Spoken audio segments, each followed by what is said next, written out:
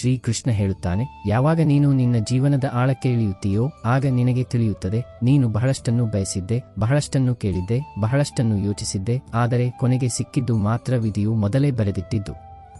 ಈ ಮಾತು ಕೇಳಲು ಚಿಕ್ಕದೆನಿಸಬಹುದು, ಆದರೆ ಇದನ್ನು ಅಂತರಂಗಕ್ಕೆ ಇಳಿಸಿಕೊಳ್ಳುವುದೇ ಒಂದು ತಪಸ್ಸು. ಹಣೆಬರಹದಲ್ಲಿ ಏನಿದೆಯೋ ಅದು ಒಂದು ದಿನ ಖಂಡಿತವಾಗಿಯೂ ಬಂದೇ ಬರುತ್ತದೆ. ದಾರಿಯಲ್ಲಿ ಎಷ್ಟೇ ಅಡೆತಡೆಗಳು ಬರಲಿ, ಎಷ್ಟೇ ಜನರು ದೂರ ಹೋಗಲಿ, ಎಷ್ಟೇ ಪ್ರಾರ್ಥನೆಗಳು ಅಪೂರ್ಣವಾಗಿ ಉಳಿಯಲಿ, ಆದರೆ ಯಾವುದು ಬರೆದಿಲ್ಲವೋ ಅದು ಎಷ್ಟೇ ಬಯಸಿದರೂ ಸಿಗುವುದಿಲ್ಲ. ಲಕ್ಷ ಪ್ರಯತ್ನ ಮಾಡು, ಲಕ್ಷ ಬಾರಿ ಅಳು, ಲಕ್ಷ ಬಾರಿ ಬೇಡಿಕೋ, ಆದರೆ ಅದು ಕೇವಲ ಕನಸಾಗಿಯೇ ಉಳಿದು ಹೋಗುತ್ತದೆ. ಜೀವನದ ಅತಿ ದೊಡ್ಡ ಶಾಂತಿ ಇರುವುದೇ ಈ ಮಾತಿನಲ್ಲಿ. ಮನುಷ್ಯ ಪ್ರಯತ್ನಿಸಬೇಕು, ಆದರೆ ಫಲಿತಾಂಶವನ್ನು ಒಪ್ಪಿಕೊಳ್ಳಬೇಕು. ಏಕೆಂದರೆ ಯಾವುದು ನಮಗಾಗಿ ಇದೆಯೋ ಅದು ಎಂದಿಗೂ ಬೇರೆಯವರಿಗೆ ಸಿಗುವುದಿಲ್ಲ ಮತ್ತು ಯಾವುದು ಬೇರೆಯವರಿಗಾಗಿ ಇದೆಯೋ ಅದು ನಮ್ಮ ಜೀವನದಲ್ಲಿ ಉಳಿಯುವುದಿಲ್ಲ. ಇದನ್ನು ಒಪ್ಪಿಕೊಳ್ಳುವುದೇ ಆ ಅಗ್ನಿಪಥದಲ್ಲಿ ನಡೆಯುವುದು. ಅಲ್ಲಿ ಸುಟ್ಟು ಆತ್ಮವು ಪವಿತ್ರವಾಗುತ್ತದೆ.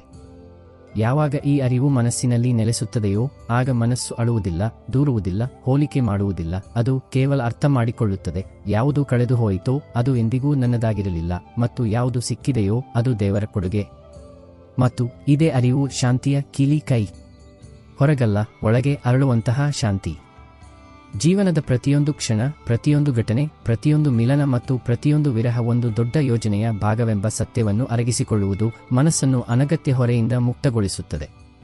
ನಾವು ಆಗಾಗ್ಗೆ ನಮ್ಮ ವರ್ತಮಾನವನ್ನು ಗತಕಾಲದ ದುಃಖಗಳಿಂದ ಅಥವಾ ಭವಿಷ್ಯದ ಚಿಂತೆಗಳಿಂದ ಭಾರವಾಗಿಸುತ್ತೇವೆ. ಆದರೆ ಯಾವಾಗ ಆಗಬೇಕಾದದ್ದು ಆಗಿಯೇ ತೀರುತ್ತದೆ ಮತ್ತು ಆಗಬಾರದ್ದು ಎಂದಿಗೂ ಆಗುವುದಿಲ್ಲ ಎಂಬ ಅರಿವು ಮೂಡುತ್ತದೆಯೋ ಆಗ ನಾವು ವರ್ತಮಾನ ಕ್ಷಣದಲ್ಲಿ ಬದುಕಲು ಕಲಿಯುತ್ತೇವೆ. ಪ್ರಯತ್ನ ಮಾಡುವುದು ನಮ್ಮ ಕರ್ಮ, ಫಲದ ಮೇಲೆ ನಮಗೆ ಅಧಿಕಾರವಿಲ್ಲ. ಈ ಜ್ಞಾನವು ನಮ್ಮನ್ನು ಕರ್ಮಯೋಗಿಯನ್ನಾಗಿ ಮಾಡುತ್ತದೆ. ಯಾರು ಕರ್ಮವನ್ನು ಮಾಡುತ್ತಾನೋ ಆದರೆ ಫಲದ ಆಸಕ್ತಿಯಿಂದ ಮುಕ್ತನಾಗಿರುತ್ತಾನೋ. ಗೀತೆ ನಮಗೆ ಕಲಿಸುವ ನಿಷ್ಕಾಮ ಕರ್ಮದ ಸಾರವೇ ಇದು.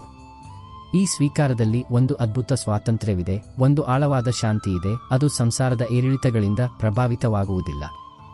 ಯಾವಾಗ ಎಲ್ಲವನ್ನೂ ಕಸಿದುಕೊಳ್ಳಲಾಗುತ್ತದೆಯೋ, ಸಂಬಂಧಗಳು, ತನ್ನವರೆಂಬ ಭಾವ, ಮಾತುಗಳು, ಆಸರೆ, ಆಗ ಜೀವನವು ನಮ್ಮನ್ನು ಮೌನದತ್ತ ತಳ್ಳುತ್ತದೆ. ಮತ್ತು ಈ ಮೌನವು ಯಾವುದೇ ಶಿಕ್ಷೆಯಲ್ಲ, ಬದಲಿಗೆ ಪರಮಾತ್ಮನ ಆಮಂತ್ರಣ.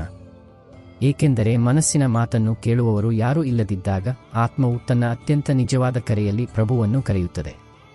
ಪ್ರತಿಯೊಂದು ಒಂಟಿತನವೂ ಒಂದು ಸೇತುವೆಯಾಗುತ್ತದೆ, ಆತ್ಮದಿಂದ ಪರಮಾತ್ಮನವರೆಗೆ. ಮತ್ತು ಯಾರು ಇದನ್ನು ಒಪ್ಪಿಕೊಳ್ಳುತ್ತಾರೋ ಅವರಿಗೆ ಬೇರೆ ಯಾರ ಅಗತ್ಯವೂ ಇರುವುದಿಲ್ಲ. ಅವರು ಎಲ್ಲೇ ಕುಳಿತರೂ ಅಲ್ಲಿ ಪ್ರಭುವಿನ ಉಪಸ್ಥಿತಿ ಇರುತ್ತದೆ. ಯಾರೂ ಹತ್ತಿರವಿಲ್ಲದಿದ್ದಾಗ ಈಶ್ವರನೇ ಅತಿ ಹತ್ತಿರದಲ್ಲಿರುತ್ತಾನೆ. ಆತನು ಪ್ರತಿ ಉಸಿರಿನಲ್ಲಿ, ಪ್ರತಿ ಹೃದಯ ಬಡಿತದಲ್ಲಿ, ಪ್ರತಿ ದೃಷ್ಟಿಯಲ್ಲಿ ನೆಲೆಸಿರುತ್ತಾನೆ. ಈ ಅನುಭವವು ಶಬ್ದಗಳಿಗೆ ಮೀರಿದ್ದು. ಈ ಅರಿವು ಎಲ್ಲವನ್ನೂ ಕಳೆದುಕೊಂಡರೂ ಪ್ರಭುವನ್ನು ಮರೆಯದವನಿಗೆ ಮಾತ್ರ ಲಭಿಸುತ್ತದೆ. ಮತ್ತು ಯಾವಾಗ ಜೀವನವು ಈಗ ಕೇವಲ ಈಶ್ವರನೇ ಉಳಿದಿದ್ದಾನೆ ಎಂಬ ಸಂಕೇತವನ್ನು ನೀಡುತ್ತದೆಯೋ ಆಗ ಆತ್ಮದ ವಿಕಾಸವು ಅದೇ ತಿರುವಿನಿಂದ ಪ್ರಾರಂಭವಾಗುತ್ತದೆ ಎಂದು ತಿಳಿಯಬೇಕು. ಇದೇ ಆ ತಿರುವು. ಯಾವಾಗ ಒಬ್ಬ ಸಾಮಾನ್ಯ ಮನುಷ್ಯನು ಸಾಧಕನಾಗುತ್ತಾನೋ ಅಲೆಯುವ ಆತ್ಮವು ಜಾಗೃತ ಆತ್ಮವಾಗುತ್ತದೆ. ಈ ಮೌನ ಕೇವಲ ಬಾಹ್ಯ ಮೌನವಲ್ಲ, ಇದು ಅಂತರಂಗದ ಸಂವಾದ. ಯಾವಾಗ ಪ್ರಪಂಚದ ಕೋಲಾಹಲವು ಶಾಂತವಾಗುತ್ತದೆಯೋ ಆಗಲೇ ಆತ್ಮದ ನಿಧಾನ, ಮಧುರ ಧ್ವನಿ ಕೇಳಿಸುತ್ತದೆ. ಈ ಮೌನದಲ್ಲಿ ಭಯವಿಲ್ಲ, ಬದಲಿಗೆ ಆಳವಾದ ನಂಬಿಕೆಯಿದೆ. ಎಲ್ಲವನ್ನೂ ನಡೆಸುತ್ತಿರುವ ಆ ಅದೃಶ್ಯ ಶಕ್ತಿಯ ಮೇಲೆ ನಂಬಿಕೆ. ಒಂಟಿತನವನ್ನು ಶಾಪವೆಂದು ತಿಳಿಯುವ ತಪ್ಪು ಮಾಡಬೇಡಿ. ಇದು ಪರಮಾತ್ಮನೊಂದಿಗೆ ವೈಯಕ್ತಿಕ ಭೇಟಿಗೆ ಸಿಕ್ಕ ಸುವರ್ಣಾವಕಾಶ. ಇದೇ ಏಕಾಂತದಲ್ಲಿ ಆತ್ಮವು ತನ್ನ ನೈಜ ಸ್ವರೂಪವನ್ನು ಗುರುತಿಸುತ್ತದೆ, ತನ್ನ ಅವಲಂಬನೆಯನ್ನು ಅರಿಯುತ್ತದೆ ಮತ್ತು ಅಂತಿಮವಾಗಿ ತಾನು ಎಲ್ಲಿಂದ ಬಂದಿದೆಯೋ ಆ ಪರಮ ಮೂಲದೊಂದಿಗೆ ಸೇರಿಹೋಗುತ್ತದೆ. ಯಾವಾಗ ಯಾವುದೇ ವಸ್ತು, ಸಂಬಂಧ, ಅವಕಾಶ ಅಥವಾ ವ್ಯಕ್ತಿ ಕೈತಪ್ಪಿ ಹೋಗುತ್ತದೆಯೋ ಆಗ ನಾವು ಅದನ್ನು ನಮ್ಮೊಳಗೆ ಹೊರೆಯಂತೆ ಕಟ್ಟಿಕೊಳ್ಳುತ್ತೇವೆ. ಆದರೆ ಅದು ನಮ್ಮ ಹಣೆಬರಹದಲ್ಲಿ ಇರಲಿಲ್ಲವಾದರೆ ಅದು ಎಂದಿಗೂ ಶಾಶ್ವತವಾಗಿ ನಮ್ಮ ಬಳಿ ಉಳಿಯಲು ಸಾಧ್ಯವಿರಲಿಲ್ಲ. ಮತ್ತು ಅದು ಹೊರಟು ಹೋಯಿತೆಂದರೆ ಅದರ ನಿರ್ಗಮನವೇ ನಮ್ಮ ಆತ್ಮದ ಪ್ರಯಾಣಕ್ಕೆ ಅತ್ಯವಶ್ಯಕವಾಗಿತ್ತು. ಪ್ರತಿಯೊಂದು ನಷ್ಟ, ಪ್ರತಿಯೊಂದು ದೂರ, ಪ್ರತಿಯೊಂದು ವಿರಹವು ಆತ್ಮವನ್ನು ಅಗ್ನಿಯಲ್ಲಿ ಸುಟ್ಟು ಶುದ್ಧಗೊಳಿಸುವ ಮಾಧ್ಯಮವಾಗಿರುತ್ತದೆ. ಆದ್ದರಿಂದ ಯಾವುದು ಹೋಯಿತೋ ಅದನ್ನು ಹೋಗಲು ಬಿಡಿ. ಯಾವುದು ಮುರಿಯಿತೋ ಅದನ್ನು ಮುರಿದಂತೆಯೇ ಇರಲು ಬಿಡಿ. ಮುರಿದ ತುಣುಕುಗಳು ಆತ್ಮಕ್ಕೆ ಚುಚ್ಚುತ್ತವೆ, ಆದರೆ ದೇವರು ಎಂದಿಗೂ ಯಾರನ್ನು ಅಪೂರ್ಣವಾಗಿ ಬಿಡುವುದಿಲ್ಲ. ಆತನು ಪ್ರತಿಯೊಂದು ನಷ್ಟದ ನಂತರ ಹೊಸದನ್ನು ಕಳುಹಿಸುತ್ತಾನೆ. ಕೆಲವೊಮ್ಮೆ ಅನುಭವ, ಕೆಲವೊಮ್ಮೆ ಜ್ಞಾನ, ಕೆಲವೊಮ್ಮೆ ಏಕಾಂತದಲ್ಲಿ ಪ್ರಭುವಿನ ಸಾಕ್ಷಾತ್ಕಾರ. ಯಾವುದು ಕೈತಪ್ಪಿ ಹೋಯಿತೋ ಅದು ಅನಿವಾರ್ಯವಾಗಿರಲಿಲ್ಲ, ಯಾವುದು ಜೊತೆಗಿರಲಿಲ್ಲವೋ ಅದು ಭವಿಷ್ಯದ ಭಾಗವಾಗಿರಲಿಲ್ಲ. ಆದ್ದರಿಂದ ಹೋದುದಕ್ಕಾಗಿ ಶೋಕಿಸಬೇಡಿ. ಅದನ್ನು ಪ್ರಭುವಿಗೆ ಅರ್ಪಿಸಿ ಮತ್ತು ಉಳಿದಿರುವುದರಲ್ಲಿ ಪ್ರಭುವಿನ ಕೃಪೆಯನ್ನು ಗುರುತಿಸಿ. ಈ ಜ್ಞಾನವೇ ಶಾಂತಿಯ ದ್ವಾರವನ್ನು ತೆರೆಯುತ್ತದೆ. ಪ್ರತಿಯೊಂದು ಅಂತ್ಯವೂ ಒಂದು ಹೊಸ ಆರಂಭದ ಸಂಕೇತ ಎಂಬುದನ್ನು ಅರಿತುಕೊಳ್ಳುವುದು ನಮ್ಮನ್ನು ಮುಕ್ತಗೊಳಿಸುತ್ತದೆ. ಮೋಹವೇ ಬಂಧನಕ್ಕೆ ಕಾರಣ. ನಾವು ಯಾವುದೇ ವಸ್ತು ಅಥವಾ ವ್ಯಕ್ತಿಯ ಮೇಲೆ ಅತಿಯಾಗಿ ಮೋಹಗೊಂಡಾಗ ಅದರ ಅಗಲುವಿಕೆ ನಮಗೆ ಅಸಹನೀಯ ನೋವನ್ನು ನೀಡುತ್ತದೆ. ವೈರಾಗ್ಯ ಎಂದರೆ ಎಲ್ಲವನ್ನೂ ತ್ಯಜಿಸುವುದಲ್ಲ, ಬದಲಿಗೆ ಆಸಕ್ತಿಯಿಂದ ಮುಕ್ತರಾಗುವುದು. ಹೊರಟು ಹೋದವರ ಮಧುರ ನೆನಪುಗಳನ್ನು ಕಾಪಾಡಿಕೊಳ್ಳಿ, ಆದರೆ ಅವರ ಅಗಲಿಕೆಯ ದುಃಖವು ನಿಮ್ಮ ವರ್ತಮಾನದ ಮೇಲೆ ಆಳ್ವಿಕೆ ನಡೆಸಲು ಬಿಡಬೇಡಿ. ದೇವರು ಪ್ರತಿಯೊಂದು ಖಾಲಿ ಜಾಗವನ್ನು ತನ್ನ ಉಪಸ್ಥಿತಿಯಿಂದ ತುಂಬುತ್ತಾನೆ, ನಾವು ಅದನ್ನು ತುಂಬಲು ಅನುಮತಿ ನೀಡಿದರೆ. ಜೀವನವು ನಿಂತು ಹೋದಂತೆ ಭಾಸವಾಗುವ ಪ್ರತಿಯೊಂದು ಕ್ಷಣದಲ್ಲಿ ಎಲ್ಲವೂ ಸ್ತಬ್ಧವಾದಾಗ, ಎಲ್ಲ ಬಾಗಿಲುಗಳು ಮುಚ್ಚಿಹೋದಾಗ, ಆಗ ಒಳಗಿನಿಂದ ಒಂದು ಧ್ವನಿ ಕೇಳಿಸುತ್ತದೆ, ಇನ್ನೂ ಸ್ವಲ್ಪ ಕಾಯಿ. ಕಾಯುವುದು ಎಂದರೆ ಕೇವಲ ಸಮಯ ಕಳೆಯುವುದಲ್ಲ, ಇದು ನಂಬಿಕೆಯ ಅಭ್ಯಾಸ. ಕಾಯುವಿಕೆ ಎಂದರೆ ನೀನು ಏನೂ ಅಲ್ಲದೆಯೂ ಎಲ್ಲವೂ ಆಗಿರುವ ಸ್ಥಿತಿ, ಏಕೆಂದರೆ ನಿನಗಾಗಿ ಬರೆದಿರುವುದನ್ನು ಯಾರೂ ಕಸಿದುಕೊಳ್ಳಲು ಸಾಧ್ಯವಿಲ್ಲ ಎಂಬ ಭರವಸೆ ನಿನಗಿರುತ್ತದೆ. ನಿನ್ನ ಆತ್ಮದ ಕರೆ ಬ್ರಹ್ಮಾಂಡದಲ್ಲಿ ಮೊಳಗುತ್ತಿದೆ ಮತ್ತು ಬ್ರಹ್ಮಾಂಡವು ಉತ್ತರ ನೀಡಿದಾಗ ಆ ಉತ್ತರವು ನಿನ್ನ ಹೃದಯವನ್ನು ತುಂಬುತ್ತದೆ. ಪ್ರತಿಯೊಂದು ಕಾಯುವಿಕೆಯಲ್ಲೂ ದೇವರ ಯೋಜನೆ ನಡೆಯುತ್ತಿರುತ್ತದೆ. ನೀನು ನೋಡಲಾರೆ, ಆದರೆ ಮೇಲೆ ಏನೋ ಒಂದು ಸೃಷ್ಟಿಯಾಗುತ್ತಿದೆ. ಸಮಯವು ಪೂರ್ಣಗೊಂಡಾಗ ನೀನು ಕಳೆದುಕೊಂಡೆ ಎಂದು ಭಾವಿಸಿದ್ದ ಅಥವಾ ಕಲ್ಪನೆ ಕೂಡ ಮಾಡಿಕೊಳ್ಳದಿದ್ದ ವಿಷಯವೇ ನಿನ್ನ ಬಳಿ ಬರುತ್ತದೆ. ಯಾರು ತನ್ನ ಪಾಲಿನ ಸುಖವು ತನ್ನ ತಲೆ ಬರುತ್ತಿದೆ ಎಂದು ಒಳಗಿನಿಂದ ಖಚಿತವಾಗಿರುತ್ತಾರೋ ಅವರು ಮಾತ್ರ ಕಾಯಬಲ್ಲರು. ಮತ್ತು ಈ ಭರವಸೆಯು ಆತ್ಮವನ್ನು ವಿಶಾಲವಾಗಿಸುತ್ತದೆ, ನದಿಗಳನ್ನು ತನ್ನೊಳಗೆ ಸೇರಿಸಿಕೊಳ್ಳುವ ಸಾಗರದಂತೆ, ಕತ್ತಲೆಯಾಚೆ ಮೂಡುವ ಮೊದಲ ಕಿರಣದಂತೆ. ಕಾಯುವಿಕೆಯಲ್ಲಿ ಧೈರ್ಯ ಮತ್ತು ನಂಬಿಕೆ ಎರಡರ ಸಂಗಮವಿರುತ್ತದೆ. ಇದು ನಿಷ್ಕ್ರಿಯತೆಯಲ್ಲ, ಬದಲಿಗೆ ಸಕ್ರಿಯವಾದ ನಂಬಿಕೆ. ಈ ಸ್ಥಿತಿಯಲ್ಲಿ ನಾವು ಬಾಹ್ಯ ಪರಿಸ್ಥಿತಿಗಳ ಮೇಲಿನ ನಿಯಂತ್ರಣವನ್ನು ಕಳೆದುಕೊಳ್ಳುತ್ತೇವೆ, ಆದರೆ ನಮ್ಮೊಳಗಿನ ಸ್ಥಿರತೆಯನ್ನು ಉಳಿಸಿಕೊಳ್ಳುತ್ತೇವೆ. ಒಂದು ಉನ್ನತ ಶಕ್ತಿಯು ನಮ್ಮ ಜೀವನವನ್ನು ನಡೆಸುತ್ತಿದೆ ಎಂಬ ಅರಿವು ನಮ್ಮನ್ನು ಅಧೈರ್ಯ ಮತ್ತು ಆತಂಕದಿಂದ ರಕ್ಷಿಸುತ್ತದೆ. ಕಾಯುವಿಕೆಯ ಫಲವು ನಮ್ಮ ನಿರೀಕ್ಷೆಗಳಿಗಿಂತಲೂ ಹೆಚ್ಚು ಮಧುರವಾಗಿರುತ್ತದೆ, ಏಕೆಂದರೆ ಅದನ್ನು ದೇವರು ಆರಿಸಿಕೊಂಡಿರುತ್ತಾನೆ, ನಮ್ಮ ಸೀಮಿತ ಇಚ್ಛೆಗಳಲ್ಲ. ಬಹಳಷ್ಟು ಬಾರಿ ನಾವು ಅಂದುಕೊಳ್ಳುತ್ತೇವೆ, ಯಾವುದೇ ವ್ಯಕ್ತಿ, ಘಟನೆ, ಮಾತು, ನಡವಳಿಕೆ, ಆಸರೆ ಅಥವಾ ಗೌರವದಿಂದ ನಮಗೆ ಸುಖ ಸಿಗುತ್ತದೆ ಎಂದು. ಆದರೆ ಜೀವನವು ಒಂದೊಂದಾಗಿ ಆ ಸ್ತಂಭಗಳನ್ನು ಕೆಡವಿದಾಗ ಕೊನೆಗೆ ಅರ್ಥವಾಗುವುದೇನೆಂದರೆ, ನಿಜವಾದ ಸುಖ ಸಿಗುವುದು ಯಾವಾಗ ನಮ್ಮೊಳಗೆ ಏನನ್ನಾದರೂ ಪಡೆಯುವ ಬಯಕೆ ಇರುವುದಿಲ್ಲವೋ ಆಗ. ಯಾವಾಗ ನಿರೀಕ್ಷೆಗಳು ಕೊನೆಗೊಳ್ಳುತ್ತವೆಯೋ ಆಗ ಒಳಗೆ ಒಂದು ಶೂನ್ಯತೆ ಹುಟ್ಟುತ್ತದೆ ಮತ್ತು ಅದೇ ಶೂನ್ಯತೆಯಲ್ಲಿ ದೇವರು ನೆಲೆಸುತ್ತಾನೆ. ನಾವು ಎಷ್ಟು ನಿರೀಕ್ಷಿಸುತ್ತೇವೋ ಅಷ್ಟು ದುಃಖವನ್ನು ಅನುಭವಿಸುತ್ತೇವೆ.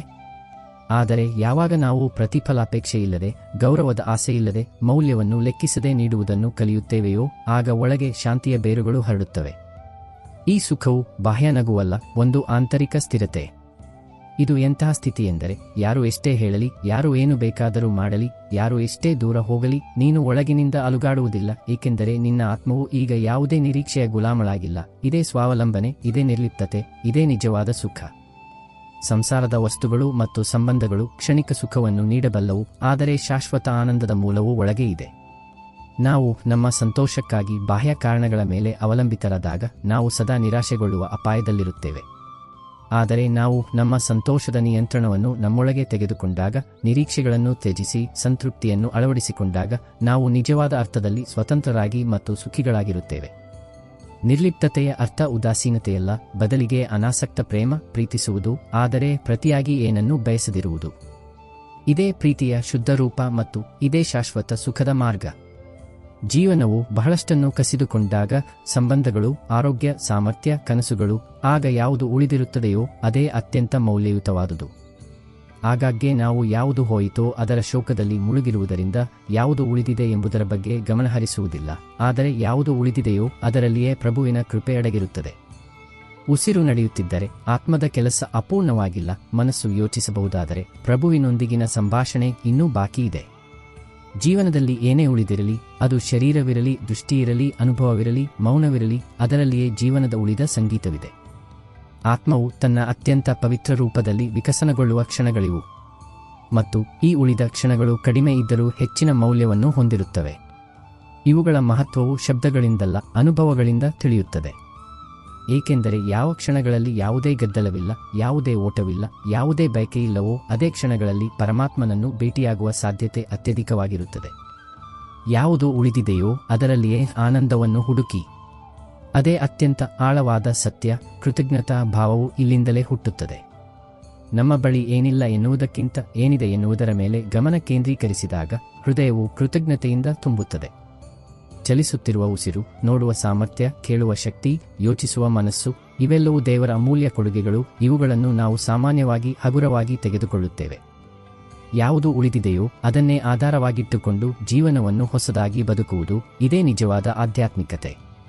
ಇದರಲ್ಲಿಯೇ ದೇವರ ಯೋಜನೆ ಮತ್ತು ಆತನ ಕೃಪೆ ಅಡಗಿದೆ. ಬಹಳಷ್ಟು ಬಾರಿ ನಾವು ಪೂರ್ಣ ಶ್ರದ್ಧೆಯಿಂದ ಕಣ್ಣುಮುಚ್ಚಿ ಪ್ರಾರ್ಥಿಸುತ್ತೇವೆ, ಆದರೂ ನಮಗೆ ಬೇಕಾದದ್ದು ಸಿಗುವುದಿಲ್ಲ. ಆಗ ನಮ್ಮ ಪ್ರಾರ್ಥನೆಯನ್ನು ಪ್ರಭುವು ಕೇಳಲಿಲ್ಲವೇನೋ ಎಂದು ನಾವು ಭಾವಿಸುತ್ತೇವೆ. ಆದರೆ ನಿಧಾನವಾಗಿ ಸಮಯ ಕಳೆದಂತೆ ಮತ್ತು ಘಟನೆಗಳು ನಡೆದಂತೆ ಆಗ ನಮಗೆ ಅರ್ಥವಾಗುತ್ತದೆ, ನಾವು ಕೇಳಿದ್ದು ಬಹುಶಃ ನಮಗೆ ಒಳ್ಳೆಯದಾಗಿರಲಿಲ್ಲ. ಪ್ರಭು ನಮ್ಮ ಮನಸ್ಸಿಗೆ ಒಳ್ಳೆಯದೆನಿಸಿದ್ದನ್ನು ಕೊಡುವುದಿಲ್ಲ. ಅವರು ಆತ್ಮಕ್ಕೆ ಯಾವುದು ಅವಶ್ಯಕವೋ ಅದನ್ನೇ ಕೊಡುತ್ತಾರೆ. ಆತ್ಮಿಕ ವಿಕಾಸಕ್ಕಾಗಿ, ಒಳಗಿನ ಕತ್ತಲನ್ನು ಅಳಿಸಲು. ಹಲವು ಬಾರಿ ಅವರು ಅಹಂಕಾರವನ್ನು ಮುರಿಯಲು ದುಃಖವನ್ನು ಕೊಡುತ್ತಾರೆ.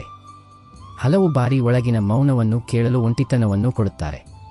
ಹಲವು ಬಾರಿ ಹಿಡಿದುಕೊಳ್ಳುವಿಕೆಯ ಸತ್ಯವನ್ನು ತಿಳಿಸಲು ಕಳೆದುಕೊಳ್ಳುವಂತೆ ಮಾಡುತ್ತಾರೆ.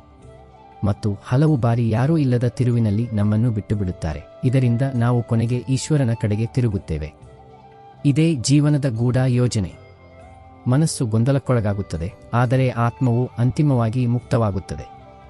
ನಮ್ಮ ದೃಷ್ಟಿ ಸೀಮಿತ, ನಾವು ಕೇವಲ ತಕ್ಷಣದ ಲಾಭ ಅಥವಾ ಸುಖವನ್ನು ನೋಡುತ್ತೇವೆ. ಆದರೆ ದೇವರ ದೃಷ್ಟಿ ಅನಂತ. ಆತನು ನಮ್ಮ ದೂರಗಾಮಿ ಕಲ್ಯಾಣವನ್ನು ನೋಡುತ್ತಾನೆ.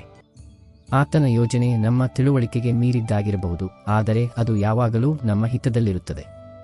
ಪ್ರಾರ್ಥನೆಯ ಉತ್ತರವು ನಮ್ಮ ಇಚ್ಛೆಯಂತೆ ಸಿಗದಿದ್ದಾಗ ನಿರಾಶೆಗೊಳ್ಳುವ ಬದಲು ದೇವರು ನಮಗೆ ಇನ್ನೂ ಉತ್ತಮವಾದದ್ದನ್ನು ನೀಡಲು ಬಯಸುತ್ತಿದ್ದಾನೆ ಅಥವಾ ನಮ್ಮನ್ನು ಯಾವುದೋ ದೊಡ್ಡ ದುಃಖದಿಂದ ರಕ್ಷಿಸುತ್ತಿದ್ದಾನೆ ಎಂದು ನಂಬಬೇಕು. ಆತನ ಇಚ್ಛೆಯಲ್ಲಿ ನಮ್ಮ ಇಚ್ಛೆಯನ್ನು ಸೇರಿಸುವುದೇ ನಿಜವಾದ ಶರಣಾಗತಿ. ಜೀವನವು ಪದೇ ಪದೇ ಪರೀಕ್ಷೆ ತೆಗೆದುಕೊಂಡಾಗ, ಉತ್ತರಗಳು ಸಿಗದಿದ್ದಾಗ, ದಾರಿಗಳು ಮುಚ್ಚಿಹೋದಾಗ ಆಗ ಕೇವಲ ಒಂದೇ ಒಂದು ಆಸರೆ ಇರುತ್ತದೆ, ಅದು ಧೈರ್ಯ. ಧೈರ್ಯ ಎಂದರೆ ನಿಷ್ಕ್ರಿಯ ಕಾಯುವಿಕೆಯಲ್ಲ, ಅದು ಪ್ರತಿಯೊಂದು ಕತ್ತಲೆಗೂ ಅಂತ್ಯವಿದೆ ಎಂಬ ನಂಬಿಕೆ. ಅದು ದೂರುಗಳಿಲ್ಲದೆ ಆತ್ಮವು ಮುಂದೆ ಸಾಗುವ ದೃಢತೆ. ಸುತ್ತಲೂ ಮೌನ ಆವರಿಸಿದಾಗ, ಯಾರೂ ಹತ್ತಿರವಿಲ್ಲದಿದ್ದಾಗ, ಎಲ್ಲಾ ಧ್ವನಿಗಳು ಮೌನವಾದಾಗಲೂ ಒಳಗೊಂದು ದೀಪ ಉರಿಯುತ್ತಿರಬೇಕು. ಇದೇ ಧೈರ್ಯ. ಆತ್ಮವನ್ನು ಸುಟ್ಟು ಚಿನ್ನವನ್ನಾಗಿ ಮಾಡುವ ಅಗ್ನಿಯೇ ಇದು. ಧೈರ್ಯವು ಬಿರುಗಾಳಿಯಲ್ಲೂ ತನ್ನ ಬೇರುಗಳನ್ನು ಬಿಡದ ಆಲದ ಮರದಂತಿರುತ್ತದೆ. ಯಾರು ಧೈರ್ಯದಿಂದ ಇರುತ್ತಾರೋ ಅವರನ್ನು ಹಣೆಬರಹವು ಸೋಲಿಸಲಾರದು. ಏಕೆಂದರೆ ಇಂದು ಮುಚ್ಚಿರುವ ಸಮಯವೇ ನಾಳೆ ಅವಕಾಶವಾಗುತ್ತದೆ. ಇಂದು ಮುಚ್ಚಿರುವ ದ್ವಾರವೇ ನಾಳೆ ಯಾವುದೋ ಪವಾಡದ ದಾರಿಯಾಗಬಹುದು. ಧೈರ್ಯವೇ ಆತ್ಮದ ಪೂಜೆ. ದೇವರನ್ನು ನೋಡದೆಯೂ ಕೇವಲ ನಂಬಿಕೆಯಿಂದ ಹಿಡಿದುಕೊಳ್ಳುವುದು.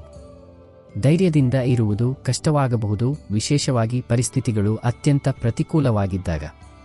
ಆದರೆ ಇದೇ ಗುಣವು ನಮಗೆ ಪ್ರತಿಕೂಲ ಪರಿಸ್ಥಿತಿಗಳಲ್ಲೂ ಸಮತೋಲನವನ್ನು ಕಾಯ್ದುಕೊಳ್ಳಲು ಸಹಾಯ ಮಾಡುತ್ತದೆ. ಧೈರ್ಯವು ನಮ್ಮನ್ನು ಆತುರ ಮತ್ತು ಅವಸರದಲ್ಲಿ ತೆಗೆದುಕೊಳ್ಳುವ ತಪ್ಪು ನಿರ್ಧಾರಗಳಿಂದ ರಕ್ಷಿಸುತ್ತದೆ. ಇದು ಪ್ರತಿಯೊಂದಕ್ಕೂ ಒಂದು ಸರಿಯಾದ ಸಮಯವಿರುತ್ತದೆ ಮತ್ತು ಆ ಸಮಯಕ್ಕಾಗಿ ಕಾಯುವುದು ಅವಶ್ಯಕ ಎಂದು ನಮಗೆ ಕಲಿಸುತ್ತದೆ. ಧೈರ್ಯವಂತ ವ್ಯಕ್ತಿಗೆ ರಾತ್ರಿ ಎಷ್ಟೇ ದೀರ್ಘವಾಗಿದ್ದರೂ ಬೆಳಗಾಗುವುದು ಖಚಿತ ಎಂದು ತಿಳಿದಿರುತ್ತದೆ. ಇದೇ ನಂಬಿಕೆಯು ಅವನಿಗೆ ಕತ್ತಲೆಯಲ್ಲೂ ಆಶಯ ಕಿರಣವನ್ನು ತೋರಿಸುತ್ತದೆ. ಈ ಸಂಸಾರವು ಎಷ್ಟು ಸಂಬಂಧಗಳನ್ನು ಕೊಡುತ್ತದೆಯೋ ಅಷ್ಟೇ ನಿರೀಕ್ಷೆಗಳನ್ನು ಕೂಡ ಕೊಡುತ್ತದೆ. ಪ್ರತಿಯೊಬ್ಬರೂ ಏನನ್ನಾದರೂ ಪಡೆಯುವ ಆಸೆಯಿಂದ ಪ್ರೀತಿಸುತ್ತಾರೆ, ಗೌರವ, ಸಮಯ, ಆಸರೆ ಅಥವಾ ಜೊತೆ. ಆದರೆ ಈ ಪ್ರೀತಿಯು ಪೊಳ್ಳಾದಾಗ ನಾವು ಕುಸಿದು ಹೋಗುತ್ತೇವೆ. ಆಗ ನಮಗೆ ಯಾರೂ ನಮ್ಮನ್ನು ಅರ್ಥ ಮಾಡಿಕೊಳ್ಳುವುದಿಲ್ಲ, ಯಾರೂ ನಮ್ಮನ್ನು ಬಯಸುವುದಿಲ್ಲ ಎನಿಸುತ್ತದೆ. ಆದರೆ ಜೀವನದ ಅತಿ ದೊಡ್ಡ ಸತ್ಯವೇನೆಂದರೆ ಪ್ರಭುವಿನ ಪ್ರೀತಿ ಎಂದಿಗೂ ಕಡಿಮೆಯಾಗುವುದಿಲ್ಲ, ಎಂದಿಗೂ ಮುರಿಯುವುದಿಲ್ಲ, ಎಂದಿಗೂ ಷರತ್ತುಗಳನ್ನು ಹಾಕುವುದಿಲ್ಲ. ಉಸಿರಾಟದ ಜೊತೆ ಸಾಗುವ, ಮೌನದಲ್ಲಿ ಮಾತನಾಡುವ, ಪ್ರತಿ ಬಾರಿ ಬಿದ್ದಾಗ ಎಬ್ಬಿಸುವ, ಪ್ರತಿ ಮೌನದಲ್ಲಿ ಆಸರೆಯಾಗುವ ಆ ಪ್ರೀತಿ ತಾಯಿಯ ಸೆರಗಿಗಿಂತಲೂ ಕೋಮಲ ಮತ್ತು ತಂದೆಯ ನೆರಳಿಗಿಂತಲೂ ವಿಶಾಲವಾದ ಪ್ರೀತಿ. ಇಡೀ ಜಗತ್ತು ಕೈಬಿಟ್ಟಾಗ ಆ ಪ್ರೀತಿ ಉಳಿಯುತ್ತದೆ.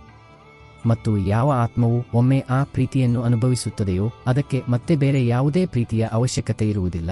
ಆತ್ಮಕ್ಕೆ ಪೂರ್ಣತೆಯನ್ನು ನೀಡುವ ಅನುಭವವೇ ಇದು. ಸಾಂಸಾರಿಕ ಪ್ರೀತಿ ಹೆಚ್ಚಾಗಿ ಸ್ವಾರ್ಥದ ಮೇಲೆ ಆಧಾರಿತವಾಗಿರುತ್ತದೆ ಮತ್ತು ಷರತ್ತುಗಳಿಂದ ಕೂಡಿರುತ್ತದೆ. ಆದ್ದರಿಂದ ಅದು ಶಾಶ್ವತ ಸುಖವನ್ನು ನೀಡಲು ಸಾಧ್ಯವಿಲ್ಲ. ಆದರೆ ದೇವರ ಪ್ರೀತಿ ನಿಸ್ವಾರ್ಥ ಮತ್ತು ಅಪರಿಮಿತವಾದುದು. ಅದು ನಮ್ಮ ಗುಣ ಅಥವಾ ಅವಗುಣಗಳ ಮೇಲೆ ಅವಲಂಬಿತವಾಗಿಲ್ಲ, ಅದು ಸದಾ ಲಭ್ಯ. ನಾವು ಅದನ್ನು ಅನುಭವಿಸಲು ನಮ್ಮ ಹೃದಯವನ್ನು ತೆರೆಯಬೇಕು ಅಷ್ಟೇ. ನಾವು ಈ ದಿವ್ಯ ಪ್ರೀತಿಯನ್ನು ಅನುಭವಿಸಿದಾಗ ಸಾಂಸಾರಿಕ ಪ್ರೀತಿಯ ಅಪೂರ್ಣತೆಗಳು ನಮ್ಮನ್ನು ಬಾಧಿಸುವುದಿಲ್ಲ. ನಾವು ನಿಜವಾದ ಮತ್ತು ಶಾಶ್ವತ ಪ್ರೀತಿ ಕೇವಲ ಪರಮಾತ್ಮನಿಂದ ಮಾತ್ರ ಸಿಗಲು ಸಾಧ್ಯ ಎಂದು ಅರಿತುಕೊಳ್ಳುತ್ತೇವೆ, ಮತ್ತು ಇದೇ ಪ್ರೀತಿಯು ನಮಗೆ ನಿಜವಾದ ತೃಪ್ತಿ ಮತ್ತು ಸುರಕ್ಷತೆಯನ್ನು ಒದಗಿಸುತ್ತದೆ. ನಾವು ಜೀವನವಿಡೀ ಇತರರನ್ನು ಅರ್ಥಮಾಡಿಕೊಳ್ಳಲು ಪ್ರಯತ್ನಿಸುತ್ತೇವೆ. ಯಾರು ಒಳ್ಳೆಯವರು, ಯಾರು ಕೆಟ್ಟವರು, ಯಾರು ಏನು ಮಾಡಿದರು, ಯಾರು ಏನು ಮಾಡಲಿಲ್ಲ. ಆಗ ಕೊನೆಗೆ ಸಿಗುವುದು ಕೇವಲ ಭ್ರಮೆ. ಆದರೆ ನಾವು ನಮ್ಮನ್ನು ನಾವೇ ಅರ್ಥಮಾಡಿಕೊಳ್ಳಲು ಕುಳಿತಾಗ, ನಮ್ಮ ಭಯ, ನಮ್ಮ ನಿರೀಕ್ಷೆಗಳು, ನಮ್ಮ ದೌರ್ಬಲ್ಯ, ನಮ್ಮ ಶಕ್ತಿ, ಆಗ ನಿಜವಾದ ಸಾಧನೆ ಪ್ರಾರಂಭವಾಗುತ್ತದೆ. ಆತ್ಮದ ದೇವಾಲಯ ಹೊರಗಿಲ್ಲ, ಒಳಗಿದೆ. ಪ್ರತಿದಿನ ಉಂಟಾಗುವ ನೋವು, ಒಳಗಿನ ಕನ್ನಡಿಯನ್ನು ಸ್ವಚ್ಛಗೊಳಿಸಲು ಮಾತ್ರ. ನಾವು ಇತರರಲ್ಲಿ ದೋಷಗಳನ್ನು ಹುಡುಕುತ್ತಾ ಇರುವವರೆಗೂ ಒಳಗಿನ ಕತ್ತಲೆ ದೂರವಾಗುವುದಿಲ್ಲ. ಆದರೆ ಯಾವ ದಿನ ನಾವು ನಮ್ಮನ್ನು ನಾವೇ ಒಪ್ಪಿಕೊಳ್ಳುತ್ತೇವೆಯೋ, ನಮ್ಮ ಕುಂದುಕೊರತೆಗಳನ್ನು, ನಮ್ಮ ಅಪೂರ್ಣ ಬಯಕೆಗಳನ್ನು, ನಮ್ಮ ತಪ್ಪುಗಳನ್ನು, ಅದೇ ದಿನದಿಂದ ಒಳಗೆ ಶಾಂತಿಯೂ ಆರಂಭವಾಗುತ್ತದೆ. ಏಕೆಂದರೆ ಆತ್ಮವನ್ನು ಎಷ್ಟು ಆಳವಾಗಿ ಅರ್ಥಮಾಡಿಕೊಳ್ಳುತ್ತೇವೆಯೋ ಅಷ್ಟು ಅದು ಪ್ರಭುವಿಗೆ ಹತ್ತಿರವಾಗುತ್ತದೆ.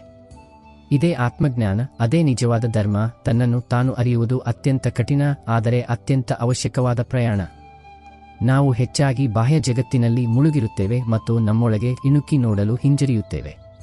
ಆದರೆ ನಮ್ಮ ಮನಸ್ಸಿನ ಆಳದಲ್ಲಿ ಅಡಗಿರುವ ಭಯ, ಕೋಪ, ಅಸೂಯೆ ಮತ್ತು ಅಹಂಕಾರವನ್ನು ನಾವು ಗುರುತಿಸಿ ಒಪ್ಪಿಕೊಳ್ಳುವವರೆಗೂ ನಾವು ಅವರಿಂದ ಮುಕ್ತರಾಗಲು ಸಾಧ್ಯವಿಲ್ಲ. ಆತ್ಮಪರಿಶೀಲನೆ ಮತ್ತು ಆತ್ಮಸ್ವೀಕೃತಿಯೇ ಆತ್ಮಸುಧಾರಣೆಯ ಮೊದಲ ಹೆಜ್ಜೆ.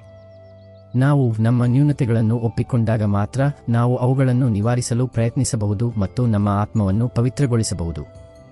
ಜೀವನದಲ್ಲಿ ನಾವು ಆಗಾಗ್ಗೆ ಬಹಳಷ್ಟನ್ನು ಹಿಡಿದಿಟ್ಟುಕೊಳ್ಳಲು ಪ್ರಯತ್ನಿಸುತ್ತೇವೆ: ಸಂಬಂಧಗಳು, ಜನರು, ಸ್ಥಳಗಳು, ನೆನಪುಗಳು, ಮಾತುಗಳು. ಆದರೆ ಕಾಲದ ಪ್ರವಾಹವು ಒಂದೊಂದಾಗಿ ಎಲ್ಲವನ್ನೂ ಕೊಚ್ಚಿಕೊಂಡು ಹೋಗುತ್ತದೆ. ಆಗ ನಾವು ಕುಳಿತು ಅಳುತ್ತೇವೆ, ಯೋಚಿಸುತ್ತೇವೆ, ಅಯ್ಯೋ ಅದು ನನ್ನದಾಗಿದ್ದರೆ, ಅಯ್ಯೋ ಅದು ಹೋಗದೇ ಇದ್ದಿದ್ದರೆ. ಆದರೆ ಸತ್ಯವೇನೆಂದರೆ, ಯಾವುದು ಕಳೆದು ಹೋಗಲಿಲ್ಲವೋ ಅದು ನಿನ್ನದಾಗಿರಲೇ ಇಲ್ಲ, ಮತ್ತು ಯಾವುದು ಕಳೆದು ಹೋಯಿತೋ ಅದು ಕೇವಲ ಈ ಜೀವನದಲ್ಲಿ ಯಾವುದೂ ಶಾಶ್ವತವಲ್ಲ ಎಂದು ನಿನಗೆ ಕಲಿಸಲು ಬಂದಿತ್ತು. ಈ ಸಂಸಾರವು ಬದಲಾವಣೆಯ ರಂಗಮಂದಿರ. ಇಂದು ಹತ್ತಿರವಿರುವುದು ನಾಳೆ ದೂರವಾಗುತ್ತದೆ, ಮತ್ತು ನಾಳೆ ದೂರವಿದ್ದುದು ಬಹುಶಃ ಮತ್ತೆ ಹತ್ತಿರ ಬರಬಹುದು, ಆದರೆ ಕೇವಲ ಅನುಭವ ನೀಡಲು, ಉಳಿಯಲು ಅಲ್ಲ. ಆದ್ದರಿಂದ ಏನನ್ನಾದರೂ ಕಳೆದುಕೊಂಡವರು ತಮ್ಮ ಜೀವನದಲ್ಲಿ ಈಗ ಖಾಲಿ ಜಾಗ ಉಂಟಾಗಿಲ್ಲ, ಬದಲಿಗೆ ಒಂದು ಹೊಸ ಸಾಧ್ಯತೆ ಹುಟ್ಟಿದೆ ಎಂದು ತಿಳಿಯಬೇಕು. ಹೋದುದಕ್ಕಾಗಿ ಶೋಕಿಸಬೇಡ. ಇರುವುದನ್ನು ಸ್ವಾಗತಿಸು, ಬಂಧನದಿಂದಲ್ಲ, ಲೋಭದಿಂದಲ್ಲ, ಕೇವಲ ತೆರೆದ ಹೃದಯದಿಂದ.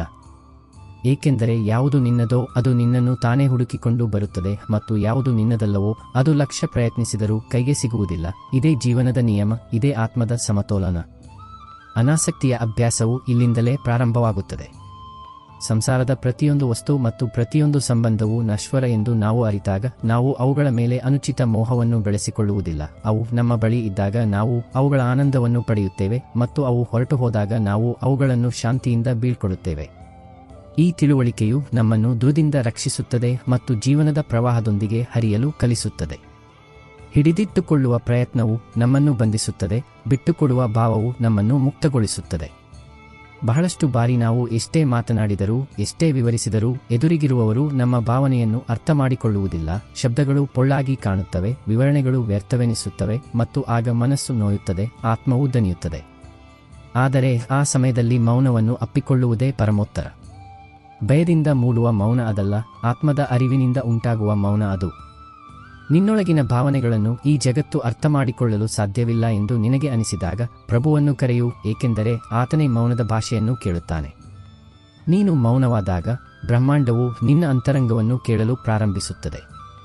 ನೀನು ಶಬ್ದಗಳಲ್ಲಿ ವ್ಯಕ್ತಪಡಿಸದ ಪ್ರತಿಯೊಂದು ಭಾವನೆಯು ಮೌನದಲ್ಲಿ ಈಶ್ವರನವರೆಗೆ ತಲುಪುತ್ತದೆ. ಮೌನದಲ್ಲಿ ಯಾವುದೇ ವಾದವಿಲ್ಲ, ಯಾವುದೇ ನಿರೀಕ್ಷೆಯಿಲ್ಲ, ಕೇವಲ ಸಮರ್ಪಣೆಯಿದೆ. ಮತ್ತು ಈ ಸಮರ್ಪಣೆಯೇ ಆತ್ಮದ ಅತಿ ಎತ್ತರದ ಸ್ಥಿತಿ. ಆದ್ದರಿಂದ ಯಾರಾದರೂ ನಿನ್ನನ್ನು ಅರ್ಥಮಾಡಿಕೊಳ್ಳದಿದ್ದರೆ ದುಃಖಪಡಬೇಡ. ಮೌನಕ್ಕಿಂತ ದೊಡ್ಡ ಉತ್ತರ ಯಾವುದೂ ಇಲ್ಲ, ಮತ್ತು ಮೌನಕ್ಕಿಂತ ದೊಡ್ಡ ಸಂವಾದ ಯಾವುದೂ ಇಲ್ಲ. ಕೆಲವೊಮ್ಮೆ ಶಬ್ದಗಳಿಗಿಂತ ಮೌನವು ಹೆಚ್ಚು ಶಕ್ತಿಶಾಲಿಯಾಗಿರುತ್ತದೆ. ಶಬ್ದಗಳು ಗೊಂದಲವನ್ನು ಸೃಷ್ಟಿಸಬಹುದಾದಲ್ಲಿ ಮೌನವು ಸ್ಪಷ್ಟತೆಯನ್ನು ತರಬಹುದು.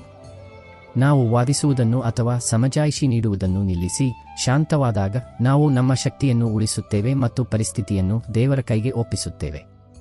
ದೇವರು ನಮ್ಮ ಹೃದಯದ ಭಾಷೆಯನ್ನು ಅರ್ಥಮಾಡಿಕೊಳ್ಳುತ್ತಾನೆ. ಆತನಿಗೆ ಶಬ್ದಗಳ ಅವಶ್ಯಕತೆಯಿಲ್ಲ. ಮೌನದಲ್ಲಿ ಮಾಡಿದ ಪ್ರಾರ್ಥನೆಗಳು ಹೆಚ್ಚಾಗಿ ಆಳವಾಗಿ ಮತ್ತು ಪರಿಣಾಮಕಾರಿಯಾಗಿರುತ್ತವೆ. ಇದು ನಮ್ಮನ್ನು ಬಾಹ್ಯ ಕೋಲಾಹಲದಿಂದ ದೂರ ಸರಿಸಿ ಆಂತರಿಕ ಶಾಂತಿಯನ್ನು ಪಡೆಯಲು ಮತ್ತು ದೇವರೊಂದಿಗೆ ಸಂಪರ್ಕ ಸಾಧಿಸಲು ಅವಕಾಶ ನೀಡುತ್ತದೆ. ಜೀವನದಲ್ಲಿ ಹಲವು ಬಾರಿ ನಾವು ಎಷ್ಟು ಗೊಂದಲಕ್ಕೊಳಗಾಗುತ್ತೇವೆಂದರೆ ಎಲ್ಲವನ್ನೂ ಕಳೆದುಕೊಂಡಂತೆ ಭಾಸವಾಗುತ್ತದೆ.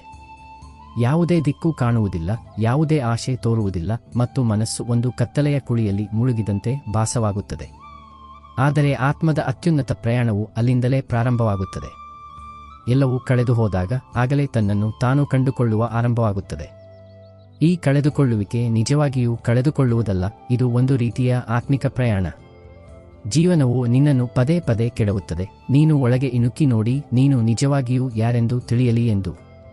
ಮತ್ತು ನೀನು ಇದನ್ನು ಗುರುತಿಸಿದಾಗ ಎಲ್ಲವನ್ನೂ ಕಸಿದುಕೊಂಡರೂ ನೀನು ಉಳಿದುಕೊಳ್ಳುತ್ತೀಯ ಎಂದು, ಆಗ ನೀನು ಮುಕ್ತನಾಗುತ್ತೀಯ. ಈ ಕಳೆದುಕೊಳ್ಳುವ ಭಾವವೇ ಆತ್ಮವನ್ನು ಪರಮಾತ್ಮನವರೆಗೆ ಕೊಂಡೊಯ್ಯುವ ದ್ವಾರ. ಹೇಗೆ ಬೀಜವು ಮಣ್ಣಿನಲ್ಲಿ ಕಳೆದು ಹೋದಾಗಲೇ ಮೊಳಕೆ ಒಡೆಯುತ್ತದೆಯೋ ಹಾಗೆಯೇ ಆತ್ಮವು ಕೆಲವೊಮ್ಮೆ ಕಳೆದು ಹೋಗಬೇಕಾಗುತ್ತದೆ, ಅದು ಒಳಗಿನಿಂದ ಎಚ್ಚೆತ್ತುಕೊಂಡು ತನ್ನ ನಿಜ ಸ್ವರೂಪವನ್ನು ಗುರುತಿಸಲು. ಗೊಂದಲ ಮತ್ತು ದಿಕ್ಕು ತೋಚದ ಕ್ಷಣಗಳು ವಾಸ್ತವವಾಗಿ ಆತ್ಮಕ್ಕೆ ಸಿಕ್ಕ ಅವಕಾಶಗಳು. ಬಾಹ್ಯ ಆಸರೆಗಳು ಮುರಿದು ಬಿದ್ದಾಗ ಆಗಲೇ ನಾವು ನಮ್ಮೊಳಗಿನ ಶಕ್ತಿಯನ್ನು ಹುಡುಕಲು ಪ್ರೇರಿತರಾಗುತ್ತೇವೆ. ಈ ಕಳೆದುಕೊಳ್ಳುವಿಕೆ ವಾಸ್ತವವಾಗಿ ಹಳೆಯ ಗುರುತು, ಸುಳ್ಳು ಅಹಂಕಾರ ಮತ್ತು ವ್ಯರ್ಥ ಆಸಕ್ತಿಗಳ ಕಳೆದುಕೊಳ್ಳುವಿಕೆ. ಇವೆಲ್ಲವೂ ಹೋದಾಗ ಆಗಲೇ ಆತ್ಮವು ತನ್ನ ಶುದ್ಧ ಸನಾತನ ಸ್ವರೂಪದಲ್ಲಿ ಪ್ರಕಟವಾಗುತ್ತದೆ. ಕತ್ತಲೆ ಬೆಳಕಿನ ಮಹತ್ವವನ್ನು ಅರಿಯಲು ಸಹಾಯ ಮಾಡುತ್ತದೆ. ಅದೇ ರೀತಿ ಕಳೆದುಕೊಳ್ಳುವ ಅನುಭವವೇ ನಮಗೆ ನಮ್ಮ ಅವಿನಾಶಿ ಸ್ವರೂಪದ ಅರಿವನ್ನು ಮೂಡಿಸುತ್ತದೆ. ಈ ಸಂಸಾರದಲ್ಲಿ ಪ್ರತಿಯೊಬ್ಬರೂ ಹೋರಾಡುತ್ತಾರೆ, ಕೆಲವರು ಮಾತುಗಳಿಂದ, ಕೆಲವರು ಪರಿಸ್ಥಿತಿಗಳಿಂದ, ಕೆಲವರು ತಮ್ಮವರಿಂದ, ಕೆಲವರು ತಮ್ಮಿಂದಲೇ. ಆದರೆ ಅತಿ ಆಳವಾದ ವಿಜಯವು ಹೊರಗಲ್ಲ, ಒಳಗಿರುತ್ತದೆ. ಯಾರು ನೋವನ್ನು ಸಹಿಸಿಕೊಂಡರೋ, ಯಾರು ಉಪೇಕ್ಷೆಯನ್ನು ಅರಿವನ್ನಾಗಿ ಪರಿವರ್ತಿಸಿಕೊಂಡರೋ, ಯಾರು ಅವಮಾನವನ್ನು ಆತ್ಮಬಲವನ್ನಾಗಿ ಮಾಡಿಕೊಂಡರೋ ಅವರೇ ನಿಜವಾದ ವಿಜಯಶಾಲಿ. ಸಹಿಸಿಕೊಳ್ಳುವುದು ದೌರ್ಬಲ್ಯವಲ್ಲ, ಬದಲಿಗೆ ಪ್ರತಿಯೊಂದು ಬಿರುಗಾಳಿಯನ್ನು ಮೌನವಾಗಿ ದಾಟುವ ಒಳಗಿನ ಶಕ್ತಿ. ಸಹಿಸಿಕೊಳ್ಳುವವನು ಮುರಿಯುವುದಿಲ್ಲ, ಅವನು ಆಳವನ್ನು ಪಡೆಯುತ್ತಾನೆ. ನದಿಯು ಬಂಡೆಗಳಿಗೆ ಅಪ್ಪಳಿಸಿದರೂ ಹರಿಯುತ್ತಲೇ ಇರುವಂತೆ ಸಹಿಸಿಕೊಳ್ಳಲು ಕಲಿತ ಆತ್ಮವು ಕಾಲದ ಪ್ರತಿಯೊಂದು ಪರೀಕ್ಷೆಯನ್ನು ದಾಟುತ್ತದೆ. ಮತ್ತು ಅತ್ಯಂತ ಸುಂದರವಾದ ವಿಷಯವೆಂದರೆ, ಯಾರು ಜೀವನದಲ್ಲಿ ಬಹಳಷ್ಟು ಸಹಿಸಿಕೊಂಡಿದ್ದಾರೋ ಅವರು ಇತರರಿಗೆ ಅತಿ ಹೆಚ್ಚು ಸಾಂತ್ವನವನ್ನು ನೀಡುತ್ತಾರೆ. ಅವರ ಮೌನವು ಧೈರ್ಯ ತುಂಬುತ್ತದೆ, ಅವರ ಕಣ್ಣುಗಳು ಹಾರೈಕೆಯಾಗುತ್ತವೆ. ಆದ್ದರಿಂದ ಜೀವನವು ನಿನಗೆ ಸಹಿಸಿಕೊಳ್ಳುವ ಪರೀಕ್ಷೆಯನ್ನು ನೀಡುತ್ತಿದ್ದರೆ ದೇವರು ನಿನ್ನನ್ನು ಬಲಿಷ್ಠನನ್ನಾಗಿ ಅಲ್ಲ, ಮಹಾತ್ಮನನ್ನಾಗಿ ಮಾಡುತ್ತಿದ್ದಾನೆಂದು ತಿಳಿ. ಸಹನಶೀಲತೆಯು ಆತ್ಮದ ಒಂದು ಪ್ರಮುಖ ಗುಣವಾಗಿದೆ. ಇದು ನಮಗೆ ಪ್ರತಿಕೂಲ ಪರಿಸ್ಥಿತಿಗಳಲ್ಲೂ ಶಾಂತವಾಗಿ ಮತ್ತು ಸ್ಥಿರವಾಗಿರಲು ಸಾಮರ್ಥ್ಯವನ್ನು ನೀಡುತ್ತದೆ. ದೂರು ನೀಡದೆ, ಬಂಡಾಯವೆಳೆದೆ ಜೀವನದ ಕಷ್ಟಗಳನ್ನು ಒಪ್ಪಿಕೊಳ್ಳಲು ಕಲಿತಾಗ ನಮ್ಮ ಆತ್ಮವು ಪ್ರಬುದ್ಧವಾಗುತ್ತದೆ. ನೋವು ನಮಗೆ ಸಹಾನುಭೂತಿಯನ್ನು ಕಲಿಸುತ್ತದೆ, ಅವಮಾನವು ನಮಗೆ ವಿನಯವನ್ನು ಕಲಿಸುತ್ತದೆ ಮತ್ತು ಉಪೇಕ್ಷೆಯು ನಮಗೆ ಸ್ವಾವಲಂಬನೆಯನ್ನು ಕಲಿಸುತ್ತದೆ. ಈ ಅನುಭವಗಳು ನಮ್ಮನ್ನು ಬಾಹ್ಯ ಸಂತೋಷಗಳಿಂದ ದೂರ ಮಾಡಿ ಆಳವಾದ ಶಾಂತಿ ಮತ್ತು ಅರಿವಿನತ್ತ ಕೊಂಡೊಯ್ಯುತ್ತವೆ. ಸಹಿಸಿಕೊಳ್ಳುವ ಸಾಮರ್ಥ್ಯವು ನಮ್ಮನ್ನು ಇತರರ ಬಗ್ಗೆ ಹೆಚ್ಚು ಸಂವೇದನಾಶೀಲರನ್ನಾಗಿ ಮತ್ತು ಕರುಣಾಮಯಿಗಳನ್ನಾಗಿ ಮಾಡುತ್ತದೆ. ಹಲವು ಬಾರಿ ನಾವು ಗತಕಾಲದಲ್ಲಿ ಬದುಕುತ್ತೇವೆ. ಪದೇ ಪದೇ ಅದೇ ಹಳೆಯ ಪುಟವನ್ನು ತಿರುಗಿಸುತ್ತೇವೆ, ಅದೇ ಘಟನೆಗಳು, ಅದೇ ಮಾತುಗಳು, ಅದೇ ಮುರಿಯುವಿಕೆ. ಆದರೆ ಗತಕಾಲವು ಈಗ ಕೇವಲ ಒಂದು ಸ್ಮೃತಿ, ಅದಕ್ಕೀಗ ಯಾವುದೇ ಅಸ್ತಿತ್ವವಿಲ್ಲ. ಯಾವುದು ಕಳೆದು ಹೋಯಿತೋ ಅದನ್ನು ಹಿಡಿದಿಟ್ಟುಕೊಳ್ಳುವುದು ಕಾಲದ ನದಿಯನ್ನು ಹಿಮ್ಮುಖವಾಗಿ ಹರಿಸಿದಂತೆ.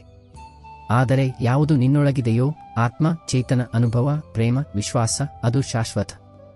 ಅದು ಎಂದಿಗೂ ಕಳೆದು ಹೋಗಲು ಸಾಧ್ಯವಿಲ್ಲ. ಅದು ಪ್ರಭುವಿನ ಅಂಶ, ಅದು ಕಾಲಕ್ಕೂ ಪರಿಸ್ಥಿತಿಗಳಿಗೂ ಬದ್ಧವಾಗಿಲ್ಲ. ಆದ್ದರಿಂದ ನಿನ್ನ ಜೀವನವು ಬಹಳಷ್ಟನ್ನು ಕಳೆದುಕೊಂಡಿದ್ದರೆ ಅದನ್ನು ಗತಕಾಲದಲ್ಲಿ ಹುಡುಕಬೇಡ, ನಿನ್ನೊಳಗೆ ಹುಡುಕು. ಅಲ್ಲಿ ಯಾವಾಗಲೂ ಸ್ಥಿರವಾಗಿರುವ ಒಂದು ದಿವ್ಯತೆಯಿದೆ. ಅದೇ ಸ್ಥಿರತೆಯು ನಿನಗೆ ಶಾಂತಿಯನ್ನು ನೀಡುತ್ತದೆ, ಅದೇ ನಿನ್ನ ನಿಜವಾದ ಆಸರೆ. ಹೊರಗೆ ಯಾವುದೂ ಶಾಶ್ವತವಲ್ಲ, ಜನರಲ್ಲ, ಸ್ಥಳಗಳಲ್ಲ, ಸಂಬಂಧಗಳಲ್ಲ, ಆದರೆ ಒಳಗಿರುವ ಸತ್ಯವು ಅಳಿಸಲಾಗದ್ದು. ಅದನ್ನು ತಿಳಿ, ಅದನ್ನು ಬದುಕು, ಅದರಲ್ಲಿಯೇ ನಿನ್ನ ಸಂಸಾರವನ್ನು ಕಟ್ಟಿಕೋ. ಅದೇ ಆತ್ಮದ ನಿಜವಾದ ಸಂಪತ್ತು. ಗತಕಾಲವನ್ನು ಹಿಡಿದಿಟ್ಟುಕೊಳ್ಳುವುದು ವರ್ತಮಾನದಲ್ಲಿ ಬದುಕುವುದನ್ನು ತಡೆಯುತ್ತದೆ ಮತ್ತು ಭವಿಷ್ಯವನ್ನು ಕತ್ತಲಾಗಿಸುತ್ತದೆ. ಗತಕಾಲದಿಂದ ಕಲಿಯುವುದು ಮುಖ್ಯ, ಆದರೆ ಅದರಲ್ಲಿಯೇ ಸಿಲುಕಿಕೊಳ್ಳುವುದು ವ್ಯರ್ಥ. ಕ್ಷಮಿಸುವುದು ಇತರರನ್ನು ಮತ್ತು ತನ್ನನ್ನು ಗತಕಾಲದ ಹೊರೆಯಿಂದ ಮುಕ್ತರಾಗಲು ಉತ್ತಮ ಉಪಾಯ. ನಾವು ಗತಕಾಲವನ್ನು ಬಿಟ್ಟುಕೊಟ್ಟಾಗ ಮಾತ್ರ ನಾವು ವರ್ತಮಾನ ಕ್ಷಣದಲ್ಲಿ ಪೂರ್ಣವಾಗಿ ಇರಬಹುದು ಮತ್ತು ಭವಿಷ್ಯಕ್ಕಾಗಿ ಹೊಸ ದ್ವಾರಗಳನ್ನು ತೆರೆಯಬಹುದು. ನಮ್ಮ ನಿಜ ಸ್ವರೂಪ, ನಮ್ಮ ಆತ್ಮ, ಕಾಲ ಮತ್ತು ಪರಿಸ್ಥಿತಿಗಳಿಗೆ ಮೀರಿದ್ದು. ಅದರ ಮೇಲೆ ಗಮನ ಕೇಂದ್ರೀಕರಿಸುವುದೇ ನಮಗೆ ಶಾಶ್ವತ ಶಾಂತಿ ಮತ್ತು ಆನಂದವನ್ನು ನೀಡುತ್ತದೆ. ಕೆಲವೊಮ್ಮೆ ಜೀವನವು ಒಂದು ಎಂತಹ ತಿರುವಿಗೆ ಬರುತ್ತದೆ ಎಂದರೆ ಎಲ್ಲರೂ ದೂರವಾಗುತ್ತಾರೆ, ಸಂಬಂಧಿಕರು, ಸ್ನೇಹಿತರು, ತನ್ನವರು ಮತ್ತು ಪರಕೀಯರು. ಒಂದು ಕಾಲದಲ್ಲಿ ಪ್ರತಿ ಧ್ವನಿಯಲ್ಲೂ ನಿನ್ನ ಹೆಸರನ್ನು ಕರೆಯುತ್ತಿದ್ದವರೇ ಈಗ ಮೌನವಾಗುತ್ತಾರೆ. ಮನಸ್ಸು ಯೋಚಿಸುತ್ತದೆ, ನನ್ನನ್ನು ಮರೆತು ಬಿಟ್ಟರೆ, ನನಗೀಗ ಯಾವುದೇ ಮೌಲ್ಯವಿಲ್ಲವೇ. ಆದರೆ ಇದೇ ಆ ಕ್ಷಣ ಯಾವಾಗ ಪ್ರಭುವು ನಿನ್ನ ಅತಿ ಸಮೀಪದಲ್ಲಿರುತ್ತಾರೆ. ಏಕೆಂದರೆ ಹೊರಗಿನಿಂದ ಎಲ್ಲವೂ ಕಳೆದು ಹೋದಾಗ ಆಗ ಒಳಗಿನಿಂದ ಏನೋ ಒಂದು ತೆರೆದುಕೊಳ್ಳಲು ಪ್ರಾರಂಭಿಸುತ್ತದೆ ಮತ್ತು ಆ ಒಳಗಿನ ಮೌನದಲ್ಲಿ ಒಂದು ಹೊಸ ಅನುಭೂತಿ ಜನ್ಮ ತಾಳುತ್ತದೆ. ನೀನು ಒಂಟಿಯಲ್ಲ, ಎಂದಿಗೂ ಆಗಿರಲಿಲ್ಲ ಎಂಬ ಅನುಭೂತಿ. ನಿನ್ನೊಳಗೆ ಉಸಿರಿನೊಂದಿಗೆ ಹರಿಯುತ್ತಿರುವ ಆತ್ಮವೇ ಪ್ರಭು. ಅವರು ಹೊರಗೆ ಸಿಗುವುದಿಲ್ಲ, ಒಳಗೆ ಸಿಗುತ್ತಾರೆ. ಸಂಸಾರದ ಎಲ್ಲಾ ದ್ವಾರಗಳು ಮುಚ್ಚಿದಾಗ ಪ್ರಭುವಿನ ದ್ವಾರ ತೆರೆಯುತ್ತದೆ. ಮತ್ತು ಈ ಒಂಟಿತನವು ಯಾವುದೇ ಶಾಪವಲ್ಲ, ಇದು ಪ್ರಭುವನ್ನು ಭೇಟಿಯಾಗುವ ಆಮಂತ್ರಣ. ಇದು ನಿನ್ನ ಜೀವನದ ಅತ್ಯಂತ ಪವಿತ್ರ ಯಾತ್ರೆಯನ್ನು ಪ್ರಾರಂಭಿಸುವ ಸಮಯ, ಹೊರಗಿನಿಂದ ಒಳಮುಖವಾಗಿ. ಮತ್ತು ಆ ಯಾತ್ರೆಯಲ್ಲಿ ಮಾತುಗಳು ಬೇಕಿಲ್ಲ, ಸಂಘವೂ ಬೇಕಿಲ್ಲ, ಕೇವಲ ಮೌನ, ಶ್ರದ್ಧೆ ಮತ್ತು ಸಮರ್ಪಣೆ ಬೇಕು. ಆಗ ನೀನು ಅನುಭವಿಸುತ್ತೀಯ, ಪ್ರಭುವು ಪ್ರತಿ ಕ್ಷಣವೂ ಇದ್ದಾರೆ ಮತ್ತು ಇರುತ್ತಾರೆ. ಕೇವಲ ನಾವೇ ಸಂಸಾರದ ಗದ್ದಲದಲ್ಲಿ ಅವರನ್ನು ಮರೆತಿದ್ದೆವು. ಸಾಮಾಜಿಕ ದೂರವು ಹೆಚ್ಚಾಗಿ ಆಧ್ಯಾತ್ಮಿಕ ಸಮೀಪದ ದ್ವಾರವನ್ನು ತೆರೆಯುತ್ತದೆ. ಮಾನವೀಯ ಆಸರೆಗಳು ದೂರವಾದಾಗ ಆಗಲೇ ನಾವು ದೈವಿಕ ಆಸರೆಯತ್ತ ತಿರುಗುತ್ತೇವೆ. ಈ ಒಂಟಿತನವು ನಮಗೆ ಸ್ವಾವಲಂಬನೆಯನ್ನು ಕಲಿಸುತ್ತದೆ ಮತ್ತು ನಮ್ಮ ನಿಜವಾದ ಸಂತೋಷ ಮತ್ತು ಸುರಕ್ಷತೆಯ ಮೂಲವು ಹೊರಗಿಲ್ಲ, ಒಳಗಿದೆ, ದೇವರಲ್ಲಿದೆ ಎಂದು ಅನುಭವಕ್ಕೆ ತರುತ್ತದೆ.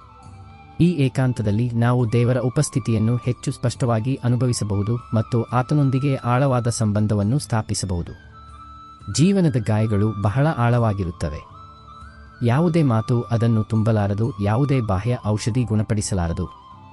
ತನ್ನವರಿಂದಲೇ ಗಾಯವಾದಾಗ, ನಂಬಿಕೆಗಳು ಮುರಿದು ಬಿದ್ದಾಗ, ಪ್ರೀತಿಯೇ ಪೀಡೆಯಾದಾಗ, ಆಗ ಕೇವಲ ಸಮಯವೇ ಮುಲಾಮು ಹಚ್ಚುತ್ತದೆ. ಆದರೆ ಸಮಯವು ಆಗಲೇ ಪರಿಣಾಮ ಬೀರುತ್ತದೆ ಯಾವಾಗ ಆತ್ಮವು ಅದನ್ನು ಒಪ್ಪಿಕೊಳ್ಳುತ್ತದೆಯೋ ಆಗ. ಆತ್ಮವೇ ಆ ಮೂಲ, ಅದು ಪ್ರತಿಯೊಂದು ಮುರಿಯುವಿಕೆಯನ್ನು ನಿಧಾನವಾಗಿ ಒಟ್ಟುಗೂಡಿಸುತ್ತದೆ, ಪ್ರತಿಯೊಂದು ನೋವನ್ನು ಮೌನದಲ್ಲಿ ಅಡಗಿಸುತ್ತದೆ. ನೀನು ಅಳುವಾಗ ಯಾರೂ ಕೇಳದಿದ್ದಾಗ ಆಗ ಆತ್ಮವು ನಿನ್ನ ಕಣ್ಣೀರನ್ನು ಪ್ರಭುವಿನ ಪಾದಗಳಿಗೆ ಕೊಂಡೊಯ್ಯುತ್ತದೆ. ಮತ್ತು ನೀನು ಮೌನವಾಗಿ ಸಹಿಸಿಕೊಂಡಾಗ ನಿನ್ನ ಪ್ರತಿಯೊಂದು ಮೌನ ಶಬ್ದವು ಬ್ರಹ್ಮಾಂಡದಲ್ಲಿ ಮೊಳಗುತ್ತದೆ. ಇದೇ ಆತ್ಮದ ಶಕ್ತಿ, ಅದು ಅದೃಶ್ಯವಾಗಿದ್ದರೂ ನಿನ್ನನ್ನು ಹಿಡಿದಿಟ್ಟುಕೊಳ್ಳುತ್ತದೆ. ಆದ್ದರಿಂದ ಜೀವನವು ನಿನ್ನನ್ನು ಮುರಿದು ಹಾಕಿದಾಗ ನಿನ್ನ ಆತ್ಮದೊಂದಿಗೆ ಸಂಪರ್ಕಿಸು. ಅಲ್ಲಿಯೇ ಅತಿ ಆಳವಾದ ಆಸರೆ ಸಿಗುತ್ತದೆ. ಸಮಯವು ನಿನ್ನ ಗಾಯಗಳನ್ನು ಮಾಯಿಸುತ್ತದೆ ಮತ್ತು ಆತ್ಮವು ನಿನಗೆ ಹೊಸ ದೃಷ್ಟಿಕೋನವನ್ನು ನೀಡುತ್ತದೆ, ನಿನ್ನ ದುಃಖಗಳಲ್ಲೂ ಪ್ರಭುವಿನ ಕೃಪೆಯನ್ನು ಕಾಣುವಂತಹ ದೃಷ್ಟಿಕೋನ. ಭಾವನಾತ್ಮಕ ಗಾಯಗಳನ್ನು ವಾಸಿ ಮಾಡಲು ಸಮಯ ಅವಶ್ಯಕ, ಆದರೆ ಕೇವಲ ಸಮಯವೇ ಸಾಲದು. ನಾವು ಆ ಗಾಯಗಳನ್ನು ಒಪ್ಪಿಕೊಂಡು ಅವರಿಂದ ಪಾಠ ಕಲಿತು ಮತ್ತು ಕೊನೆಗೆ ಅವುಗಳನ್ನು ಕ್ಷಮಿಸಬೇಕು. ಆತ್ಮದಲ್ಲಿ ಗುಣಪಡಿಸುವ ಅದ್ಭುತ ಸಾಮರ್ಥ್ಯವಿದೆ. ನಾವು ನಮ್ಮ ನೋವನ್ನು ದೇವರಿಗೆ ಅರ್ಪಿಸಿ ನಮ್ಮ ಆತ್ಮದ ಶಕ್ತಿಯನ್ನು ನಂಬಿದಾಗ ನಿಧಾನವಾಗಿ ಗಾಯಗಳು ಮಾಯವಾಗುತ್ತವೆ. ನೋವು ನಮ್ಮನ್ನು ದುರ್ಬಲರನ್ನಾಗಿಸುವುದಿಲ್ಲ, ಬದಲಿಗೆ ಹೆಚ್ಚು ತಿಳುವಳಿಕೆಯುಳ್ಳವರನ್ನಾಗಿ ಮತ್ತು ಕರುಣಾಮಯಿಗಳನ್ನಾಗಿ ಮಾಡುತ್ತದೆ. ನಾವು ಅದನ್ನು ಸರಿಯಾದ ದೃಷ್ಟಿಕೋನದಿಂದ ನೋಡಿದರೆ ನಾವು ಹಲವು ಬಾರಿ ಅಧೀರರಾಗುತ್ತೇವೆ. ತಕ್ಷಣ ಫಲಿತಾಂಶ ಬೇಕು, ತಕ್ಷಣ ಪರಿಹಾರ ಬೇಕು. ನಮ್ಮ ಪ್ರಾರ್ಥನೆಗಳು ಪದೇ ಪದೇ ನಡೆಯುತ್ತವೆ, ಆದರೆ ಉತ್ತರ ಬರುವುದಿಲ್ಲ. ಪ್ರಭು ನಮ್ಮ ಮಾತನ್ನು ಕೇಳುತ್ತಿಲ್ಲವೇನೋ ಎಂದು ನಾವು ಯೋಚಿಸುತ್ತೇವೆ. ಆದರೆ ಆಳವಾಗಿ ಅರಿಯುವ ಆತ್ಮಕ್ಕೆ ತಿಳಿದಿರುತ್ತದೆ, ಪ್ರಭು ಎಂದಿಗೂ ತಡಮಾಡುವುದಿಲ್ಲ, ಅವರು ಕೇವಲ ಸರಿಯಾದ ಸಮಯದಲ್ಲಿ ಕೆಲಸ ಮಾಡುತ್ತಾರೆ. ಆ ಸಮಯವು ನಮ್ಮ ತಿಳುವಳಿಕೆಗೆ ಮೀರಿದ್ದು. ಅವರು ಪ್ರತಿಯೊಂದು ಘಟನೆಗೂ ಒಂದು ನಿಶ್ಚಿತ ಕ್ಷಣವನ್ನು ನಿಗದಿಪಡಿಸಿದ್ದಾರೆ ಮತ್ತು ಆ ಕ್ಷಣಕ್ಕೆ ಮುನ್ನ ಏನೂ ಸಂಭವಿಸಲಾರದು. ಬೀಜವು ಮೊಳಕೆಯೊಡೆಯಲು ಒಂದು ನಿಶ್ಚಿತ ಋತು ಬೇಕಿರುವಂತೆ ಜೀವನದ ಪ್ರತಿಯೊಂದು ಘಟನೆಗೂ ಒಂದು ನಿರ್ಧಾರಿತ ಸಮಯವಿರುತ್ತದೆ. ನಾವು ಎಷ್ಟೇ ಪ್ರಯತ್ನಿಸಿದರೂ ಸಮಯ ಬಂದಿಲ್ಲವಾದರೆ ಆ ಘಟನೆ ನಡೆಯುವುದಿಲ್ಲ. ಆದರೆ ಆ ಸಮಯ ಬಂದಾಗ ಪವಾಡಗಳು ನಡೆಯುತ್ತವೆ, ಯಾವುದೇ ಗದ್ದಲವಿಲ್ಲದೆ, ಯಾವುದೇ ಪೂರ್ವ ಸೂಚನೆಯಿಲ್ಲದೆ, ಕೇವಲ ಪ್ರಭುವಿನ ಯೋಜನೆಯ ಪ್ರಕಾರ. ಆದ್ದರಿಂದ ಇಂದು ನಿನಗೆ ಕಾಯಬೇಕಾಗಿದ್ದರೆ ಇದು ನಿಷ್ಕ್ರಿಯತೆಯಲ್ಲ, ಇದು ಸಿದ್ಧತೆ ಎಂದು ತಿಳಿ. ಪ್ರಭುವು ನಿನಗಾಗಿ ಯಾವುದು ಅತ್ಯುತ್ತಮವೋ ಅದನ್ನೇ ಕಳುಹಿಸುತ್ತಿದ್ದಾರೆ. ನೀನು ಕೇವಲ ಧೈರ್ಯದಿಂದ ಮತ್ತು ನಂಬಿಕೆಯಿಂದ ಇರು. ದೇವರ ವೇಳಾಪಟ್ಟಿಯು ನಮ್ಮ ವೇಳಾಪಟ್ಟಿಗಿಂತ ಭಿನ್ನವಾಗಿರುತ್ತದೆ. ನಮ್ಮ ಅಧೀರತೆಯು ಹೆಚ್ಚಾಗಿ ನಮ್ಮ ಸೀಮಿತ ತಿಳುವಳಿಕೆ ಮತ್ತು ನಂಬಿಕೆಯ ಕೊರತೆಯ ಪರಿಣಾಮವಾಗಿರುತ್ತದೆ. ನಾವು ಸಂಪೂರ್ಣ ನಂಬಿಕೆಯಿಂದ ಕಾದಾಗ ನಾವು ದೇವರ ಯೋಜನೆಯು ಪ್ರಕಟವಾಗಲು ಅವಕಾಶ ನೀಡುತ್ತೇವೆ. ಈ ಕಾಯುವಿಕೆಯು ನಮಗೆ ಧೈರ್ಯ, ಸಹನೆ ಮತ್ತು ನಂಬಿಕೆಯಂತಹ ಗುಣಗಳನ್ನು ಬೆಳೆಸಿಕೊಳ್ಳಲು ಸಹಾಯ ಮಾಡುತ್ತದೆ. ಮತ್ತು ಸರಿಯಾದ ಸಮಯದಲ್ಲಿ ಫಲಿತಾಂಶ ಸಿಕ್ಕಾಗ ಅದು ನಮ್ಮ ನಿರೀಕ್ಷೆಗಳಿಗಿಂತ ಹೆಚ್ಚು ತೃಪ್ತಿದಾಯಕವಾಗಿರುತ್ತದೆ. ಜಗತ್ತಿನಲ್ಲಿ ಪ್ರತಿಯೊಬ್ಬರೂ ಯಾವುದಾದರೊಂದು ದುಃಖದಿಂದ ಹೋರಾಡುತ್ತಿದ್ದಾರೆ. ಕೆಲವರು ಸಂಬಂಧಗಳಿಂದಾಗಿ, ಕೆಲವರು ಕಳೆದ ದಿನಗಳ ಕಾರಣದಿಂದ, ಕೆಲವರು ತಮ್ಮದೇ ತಪ್ಪುಗಳ ಭಾರದಿಂದ. ಆದರೆ ದುಃಖವನ್ನು ಹಿಡಿದಿಟ್ಟುಕೊಳ್ಳುವುದು ಆತ್ಮವನ್ನು ವಿಷದಿಂದ ತುಂಬಿದಂತೆ. ಮತ್ತು ಯಾವ ದಿನ ನೀನು ಅದನ್ನು ಬಿಡುವುದನ್ನು ಕಲಿಯುತ್ತೀಯೋ ಅದೇ ದಿನ ಒಳಗೆ ಶಾಂತಿಯ ಪ್ರವಾಹವು ಪ್ರಾರಂಭವಾಗುತ್ತದೆ. ಆದರೆ ಬಿಡುವುದು ಹೇಗೆ? ವರ್ಷಗಳಿಂದ ಹೊತ್ತುಕೊಂಡು ಬಂದಿರುವ ಆ ಹೊರೆಯನ್ನು ಕೆಳಗಿಡುವುದು ಹೇಗೆ? ಉತ್ತರ ಕೇವಲ ಒಂದೇ, ಅದನ್ನು ಪ್ರಭುವಿಗೆ ಅರ್ಪಿಸು. ಒಂದು ಮಗು ತನ್ನ ಮುರಿದ ಆಟಿಕೆಯನ್ನು ತಾಯಿಗೆ ಕೊಟ್ಟು, ಅಮ್ಮ ಇದನ್ನು ಸರಿಪಡಿಸು ಎಂದು ಹೇಳುವಂತೆ ನಿನ್ನ ಮುರಿದ ಹೃದಯ, ದುಃಖಿತ ಆತ್ಮ ಮತ್ತು ನೋವಿನ ಸ್ಮೃತಿಗಳನ್ನು ಪ್ರಭುವಿಗೆ ಒಪ್ಪಿಸು. ಹೇಳು, ಹೇ ಪ್ರಭು, ನಾನಿನ್ನು ಹೊರಲಾರೆ, ಇದನ್ನು ನೀವೇ ನೋಡಿಕೊಳ್ಳಿ. ಮತ್ತು ನಂಬು, ಸೃಷ್ಟಿಯನ್ನೇ ನಡೆಸುತ್ತಿರುವ ಆ ಪ್ರಭು ನಿನ್ನ ಮುರಿದ ಮನಸ್ಸನ್ನು ಕೂಡ ಸರಿಪಡಿಸಬಲ್ಲರು. ಆದರೆ ಅವರು ಅದನ್ನು ಮಾಡುವುದು ನೀನು ನಿನ್ನ ದುಃಖವನ್ನು ಅವರಿಗೆ ಕೊಡುವ ಧೈರ್ಯ ತೋರಿದಾಗ ಮಾತ್ರ. ಅರ್ಪಣೆ ಎಂದರೆ ನಾನು ಇನ್ನೂ ಸ್ವತಃ ನಿಭಾಯಿಸಲಾರೆ, ನನಗೆ ದೇವರ ಕೈ ಬೇಕು ಎಂದು ಒಪ್ಪಿಕೊಳ್ಳುವುದು. ಇದೇ ಸಮರ್ಪಣೆ, ಅದೇ ಮುಕ್ತಿ. ದುಃಖವನ್ನು ಹಿಡಿದಿಟ್ಟುಕೊಳ್ಳುವುದರಿಂದ ಅದು ಹೆಚ್ಚಾಗುತ್ತದೆ ಮತ್ತು ನಮ್ಮ ಮನಸ್ಸನ್ನು ಕಹಿಯಿಂದ ತುಂಬುತ್ತದೆ. ಅದನ್ನು ಬಿಡುವ ಅತ್ಯಂತ ಪರಿಣಾಮಕಾರಿ ವಿಧಾನವೆಂದರೆ ಸಮರ್ಪಣೆ. ನಾವು ನಮ್ಮ ಸಮಸ್ಯೆಗಳನ್ನು ಮತ್ತು ದುಃಖಗಳನ್ನು ದೇವರಿಗೆ ಒಪ್ಪಿಸಿದಾಗ ನಾವು ಆ ಹೊರೆಯಿಂದ ಮುಕ್ತರಾಗುತ್ತೇವೆ. ಇದರರ್ಥ ಸಮಸ್ಯೆಗಳು ತಕ್ಷಣವೇ ಮಾಯವಾಗುತ್ತವೆ ಎಂದಲ್ಲ, ಆದರೆ ನಾವು ಅವುಗಳನ್ನು ನಿಭಾಯಿಸುವ ಶಕ್ತಿ ಮತ್ತು ಶಾಂತಿಯನ್ನು ಪಡೆಯುತ್ತೇವೆ. ಸಮರ್ಪಣೆಯು ನಾವು ಒಂಟಿಯಲ್ಲ ಮತ್ತು ದೇವರು ನಮ್ಮನ್ನು ನೋಡಿಕೊಳ್ಳುತ್ತಿದ್ದಾರೆ ಎಂಬ ನಂಬಿಕೆಯನ್ನು ನೀಡುತ್ತದೆ. ಮುಪ್ಪು ಯಾವುದೇ ಶಾಪವಲ್ಲ, ಇದು ಆತ್ಮದ ಜಾಗೃತಿಯ ಯಾತ್ರೆ. ದೇಹದ ಶಕ್ತಿಗಳು ಕುಗ್ಗಲು ಪ್ರಾರಂಭಿಸಿದಾಗ, ಕಣ್ಣುಗಳು ಮಂಜಾಗತೊಡಗಿದಾಗ, ನೆನಪುಗಳು ಹಿಂದೆ ಸರಿಯತೊಡಗಿದಾಗ, ಆಗ ಆತ್ಮದ ಸೂರ್ಯನು ಉದಯಿಸಲು ಪ್ರಾರಂಭಿಸುತ್ತಾನೆ. ಜೀವನದ ಆರಂಭವು ಬಾಹ್ಯ ಜಗತ್ತಿನಿಂದಾಗುತ್ತದೆ, ಆದರೆ ಅಂತ್ಯವು ಒಳಗಿನ ಜಗತ್ತಿನಲ್ಲಿ ಆಗುತ್ತದೆ. ಇದೇ ಕಾರಣದಿಂದ ವಯಸ್ಸಾದಂತೆ ವ್ಯಕ್ತಿಯು ಮೌನ ಪ್ರಿಯನಾಗುತ್ತಾನೆ, ಧ್ಯಾನದಲ್ಲಿ ತೊಡಗುತ್ತಾನೆ ಮತ್ತು ಕಳೆದ ಸಮಯವನ್ನು ಹೊಸ ದೃಷ್ಟಿಯಿಂದ ನೋಡಲು ಪ್ರಾರಂಭಿಸುತ್ತಾನೆ. ಇದು ಆತ್ಮದ ಪುನರ್ಜನ್ಮ, ಒಂದು ಹೊಸ ದೃಷ್ಟಿಕೋನ, ಒಂದು ಹೊಸ ಆಳ. ಅಲ್ಲಿ ಜೀವನದ ದುಃಖಗಳು ಪಾಠ ಕಲಿಸುವಂತೆ ಕಾಣುತ್ತವೆ ಮತ್ತು ಒಂಟಿತನವು ಸಾಧನೆಯಂತೆ ಭಾಸವಾಗುತ್ತದೆ. ಮುಪ್ಪು ಆತ್ಮವನ್ನು ಆ ಹಂತಕ್ಕೆ ಕೊಂಡೊಯ್ಯುತ್ತದೆ, ಅಲ್ಲಿ ಅದು ತನ್ನ ಅತಿ ಸಮೀಪದಲ್ಲಿರುತ್ತದೆ, ಪ್ರಭುವಿನ ಸಮೀಪ. ಆದ್ದರಿಂದ ದೇಹವು ಈಗ ದಣಿಯುತ್ತಿದ್ದರೆ ಭಯಪಡಬೇಡಿ. ಇದು ಆತ್ಮವು ಮಾತನಾಡಲು ಬಯಸುತ್ತಿದೆ ಎಂಬುದರ ಸಂಕೇತ. ಅದರ ಮಾತುಗಳನ್ನು ಕೇಳಿ, ಅದರ ಮೌನವನ್ನು ಅರ್ಥಮಾಡಿಕೊಳ್ಳಿ. ಅದೇ ನಿಜವಾದ ಜೀವನ ಮತ್ತು ಅದೇ ಅಂತಿಮ ಶಾಂತಿ. ವೃದ್ಧಾಪ್ಯವನ್ನು ಶಾರೀರಿಕ ಕ್ಷೀಣತೆಯಾಗಿ ನೋಡುವ ಬದಲು ಆತ್ಮಿಕ ಪ್ರಗತಿಯ ಅವಕಾಶವಾಗಿ ನೋಡಬೇಕು. ಬಾಹ್ಯ ಜಗತ್ತಿನ ಓಟವು ಕಡಿಮೆಯಾದಾಗ ಆಂತರಿಕ ಯಾತ್ರೆಗೆ ಹೆಚ್ಚು ಸಮಯ ಮತ್ತು ಶಾಂತಿ ಸಿಗುತ್ತದೆ. ಈ ಸ್ಥಿತಿಯಲ್ಲಿ ಜೀವನದ ಅನುಭವಗಳ ಸಾರವು ಅರ್ಥವಾಗುತ್ತದೆ ಮತ್ತು ಭೌತಿಕ ವಸ್ತುಗಳ ನಶ್ವರತೆಯು ಸ್ಪಷ್ಟವಾಗುತ್ತದೆ. ಧ್ಯಾನ, ಚಿಂತನೆ ಮತ್ತು ಈಶ್ವರ ಸ್ಮರಣೆಗೆ ಇದು ಅತ್ಯುತ್ತಮ ಸಮಯ. ದೇಹವು ದುರ್ಬಲವಾಗಬಹುದು, ಆದರೆ ಆತ್ಮವು ಹೆಚ್ಚು ಪ್ರಖರವಾಗಬಹುದು ಮತ್ತು ದೇವರಿಗೆ ಹತ್ತಿರವಾಗಬಹುದು. ಜೀವನದಲ್ಲಿ ಬಹಳಷ್ಟು ಸಹಿಸಿಕೊಂಡ ನಂತರವೂ ಯಾರೂ ಅರ್ಥ ಮಾಡಿಕೊಳ್ಳದಿದ್ದಾಗ, ಮಾತುಗಳು ನಿಷ್ಪರಿಣಾಮಕಾರಿ ಎನಿಸಿದಾಗ ಮತ್ತು ದಣಿವು ಮೂಳೆಗಳಿಂದಲ್ಲ ಆತ್ಮದಿಂದ ಬರತೊಡಗಿದಾಗ, ಆಗ ಒಳಗೆ ಇಳಿಯುವ ಸಮಯ ಬಂದಿದೆ ಎಂದು ತಿಳಿ. ಈ ಸಂಸಾರವು ನಿನ್ನನ್ನು ಎಂದಿಗೂ ಸಂಪೂರ್ಣವಾಗಿ ಅರ್ಥ ಮಾಡಿಕೊಳ್ಳಲು ಸಾಧ್ಯವಿಲ್ಲ, ಏಕೆಂದರೆ ಇದು ಕೇವಲ ನಿನ್ನ ಕರ್ಮವನ್ನು ನೋಡುತ್ತದೆ, ನಿನ್ನ ಆತ್ಮವನ್ನಲ್ಲ. ಆದರೆ ನೀನು ನಿನ್ನೊಳಗಿನ ಕಣ್ಣುಗಳನ್ನು ತೆರೆದಾಗ ಅಲ್ಲಿ ಒಂದು ಶಾಂತ, ಸ್ಥಿರವಾದ ಜ್ಯೋತಿಯು ಉರಿಯುತ್ತಿರುತ್ತದೆ. ಅದು ಎಂದಿಗೂ ನಂದಿರಲಿಲ್ಲ, ಎಂದಿಗೂ ನಂದುವುದಿಲ್ಲ. ಅದೇ ಆತ್ಮದ ಜ್ಯೋತಿ, ಅದೇ ಈಶ್ವರನ ನಿವಾಸ. ನೀನು ಅಲ್ಲಿಗೆ ತಲುಪಿದಾಗ ನೀನು ಯಾರ ಮೇಲೂ ದೂರುವುದಿಲ್ಲ, ಯಾರಿಂದಲೂ ನಿರೀಕ್ಷಿಸುವುದಿಲ್ಲ, ಏಕೆಂದರೆ ಆಗ ನಿನಗೆ ತಿಳಿದಿರುತ್ತದೆ ಎಲ್ಲವೂ ಒಳಗೆ ಇದೆ ಎಂದು. ಇದೇ ಆತ್ಮ ಸಾಕ್ಷಾತ್ಕಾರದ ಆರಂಭ. ಮನಸ್ಸಿಗೆ ನೆಮ್ಮದಿ ಸಿಗುವುದು ಅದು ಹೊರಗಿನ ಜಗತ್ತಿನಿಂದ ಗಮನವನ್ನು ತೆಗೆದು ಆತ್ಮದ ಮನೆಗೆ ಮರಳಿದಾಗ ಮಾತ್ರ, ಮತ್ತು ಅಲ್ಲಿ ಸಿಗುವುದನ್ನು ಯಾವುದೇ ವ್ಯಕ್ತಿಯೂ ಕೊಡಲು ಸಾಧ್ಯವಿಲ್ಲ. ಅದು ನಿನ್ನನ್ನು ಪೂರ್ಣತೆಯ ಭಾವದಿಂದ ತುಂಬುವ ಪ್ರಭುವಿನ ಉಪಸ್ಥಿತಿ. ಬಾಹ್ಯ ಜಗತ್ತಿನಿಂದ ಮಾನ್ಯತೆ ಮತ್ತು ತಿಳುವಳಿಕೆಯನ್ನು ನಿರೀಕ್ಷಿಸುವುದು ಹೆಚ್ಚಾಗಿ ನಿರಾಶೆಯನ್ನೇ ನೀಡುತ್ತದೆ. ನಿಜವಾದ ತಿಳುವಳಿಕೆ ಮತ್ತು ಶಾಂತಿಯ ಮೂಲವು ಒಳಗೆ ಇದೆ. ನಾವು ಬಾಹ್ಯ ಅನುಮೋದನೆಯನ್ನು ಹುಡುಕುವುದನ್ನು ನಿಲ್ಲಿಸಿ ನಮ್ಮೊಳಗೆ ಇರುವ ಆತ್ಮ ಮತ್ತು ಪರಮಾತ್ಮನೊಂದಿಗೆ ಸಂಪರ್ಕ ಸಾಧಿಸಿದಾಗ ನಮಗೆ ನಿಜವಾದ ಸ್ವೀಕೃತಿ ಮತ್ತು ಶಾಂತಿ ಸಿಗುತ್ತದೆ.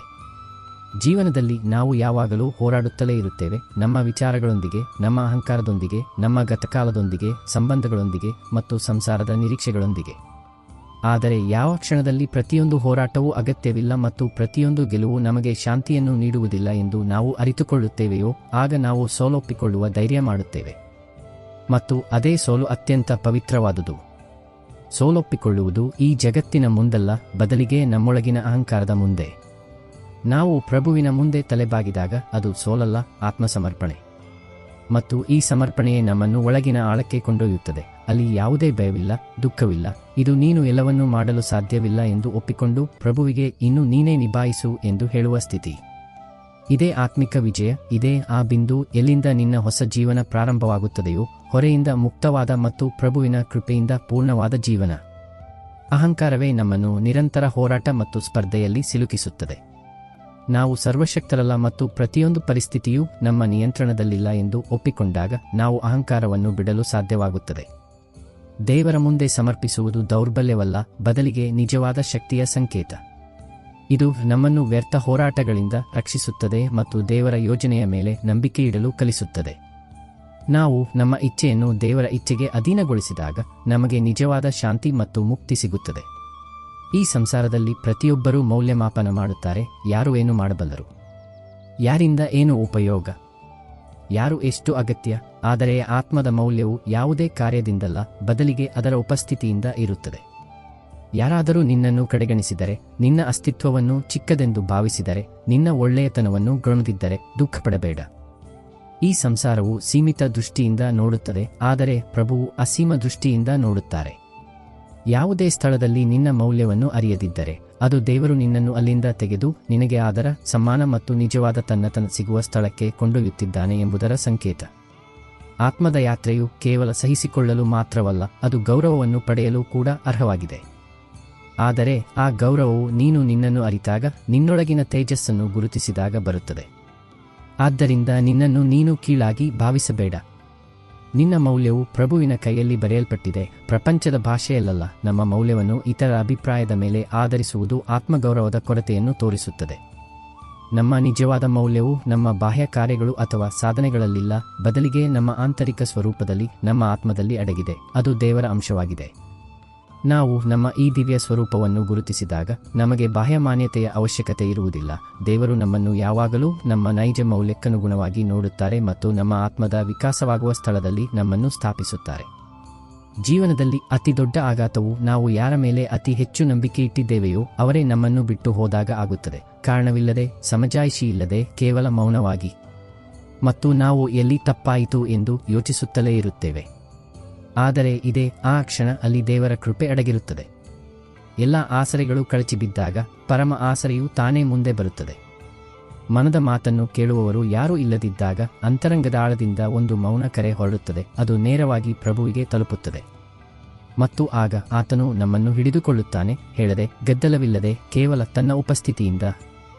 ಆ ಮೌನದಲ್ಲಿರುವ ಶಕ್ತಿಯು ಯಾವುದೇ ಶಬ್ದದಲ್ಲಿಲ್ಲ ಮತ್ತು ಆ ಸಮೀಪದಲ್ಲಿರುವ ಸಮಾಧಾನವು ಯಾವುದೇ ಮನುಷ್ಯನಿಂದ ಸಿಗಲು ಸಾಧ್ಯವಿಲ್ಲ. ಆದ್ದರಿಂದ ತನ್ನವರು ದೂರವಾದಾಗ ಕುಸಿದು ಹೋಗಬೇಡ, ನಗು, ಏಕೆಂದರೆ ಈಗ ಅತ್ಯಂತ ಪವಿತ್ರವಾದ ಸಂಘದ ಸಮಯ ಬಂದಿದೆ. ಅದು ಎಂದಿಗೂ ದೂರವಾಗುವುದಿಲ್ಲ, ಎಂದಿಗೂ ಬದಲಾಗುವುದಿಲ್ಲ. ವಿಶ್ವಾಸಘಾತದ ನೋವು ಬಹಳ ಆಳವಾಗಿರುತ್ತದೆ, ಆದರೆ ಹೆಚ್ಚಾಗಿ ಇದೇ ನೋವು ನಮ್ಮನ್ನು ದೇವರ ಅತಿ ಸಮೀಪಕ್ಕೆ ಕೊಂಡೊಯ್ಯುತ್ತದೆ. ಮಾನವೀಯ ಸಂಬಂಧಗಳು ವಿಫಲವಾದಾಗ ಆಗಲೇ ನಾವು ಆತ್ಮ ಮತ್ತು ಪರಮಾತ್ಮನ ನಡುವಿನ ಆ ಅವಿನಾಶಿ ಸಂಬಂಧದತ್ತ ತಿರುಗುತ್ತೇವೆ. ದೇವರ ಆಸರೆಯು ಅತ್ಯಂತ ದೃಢ ಮತ್ತು ಶಾಶ್ವತವಾದುದು.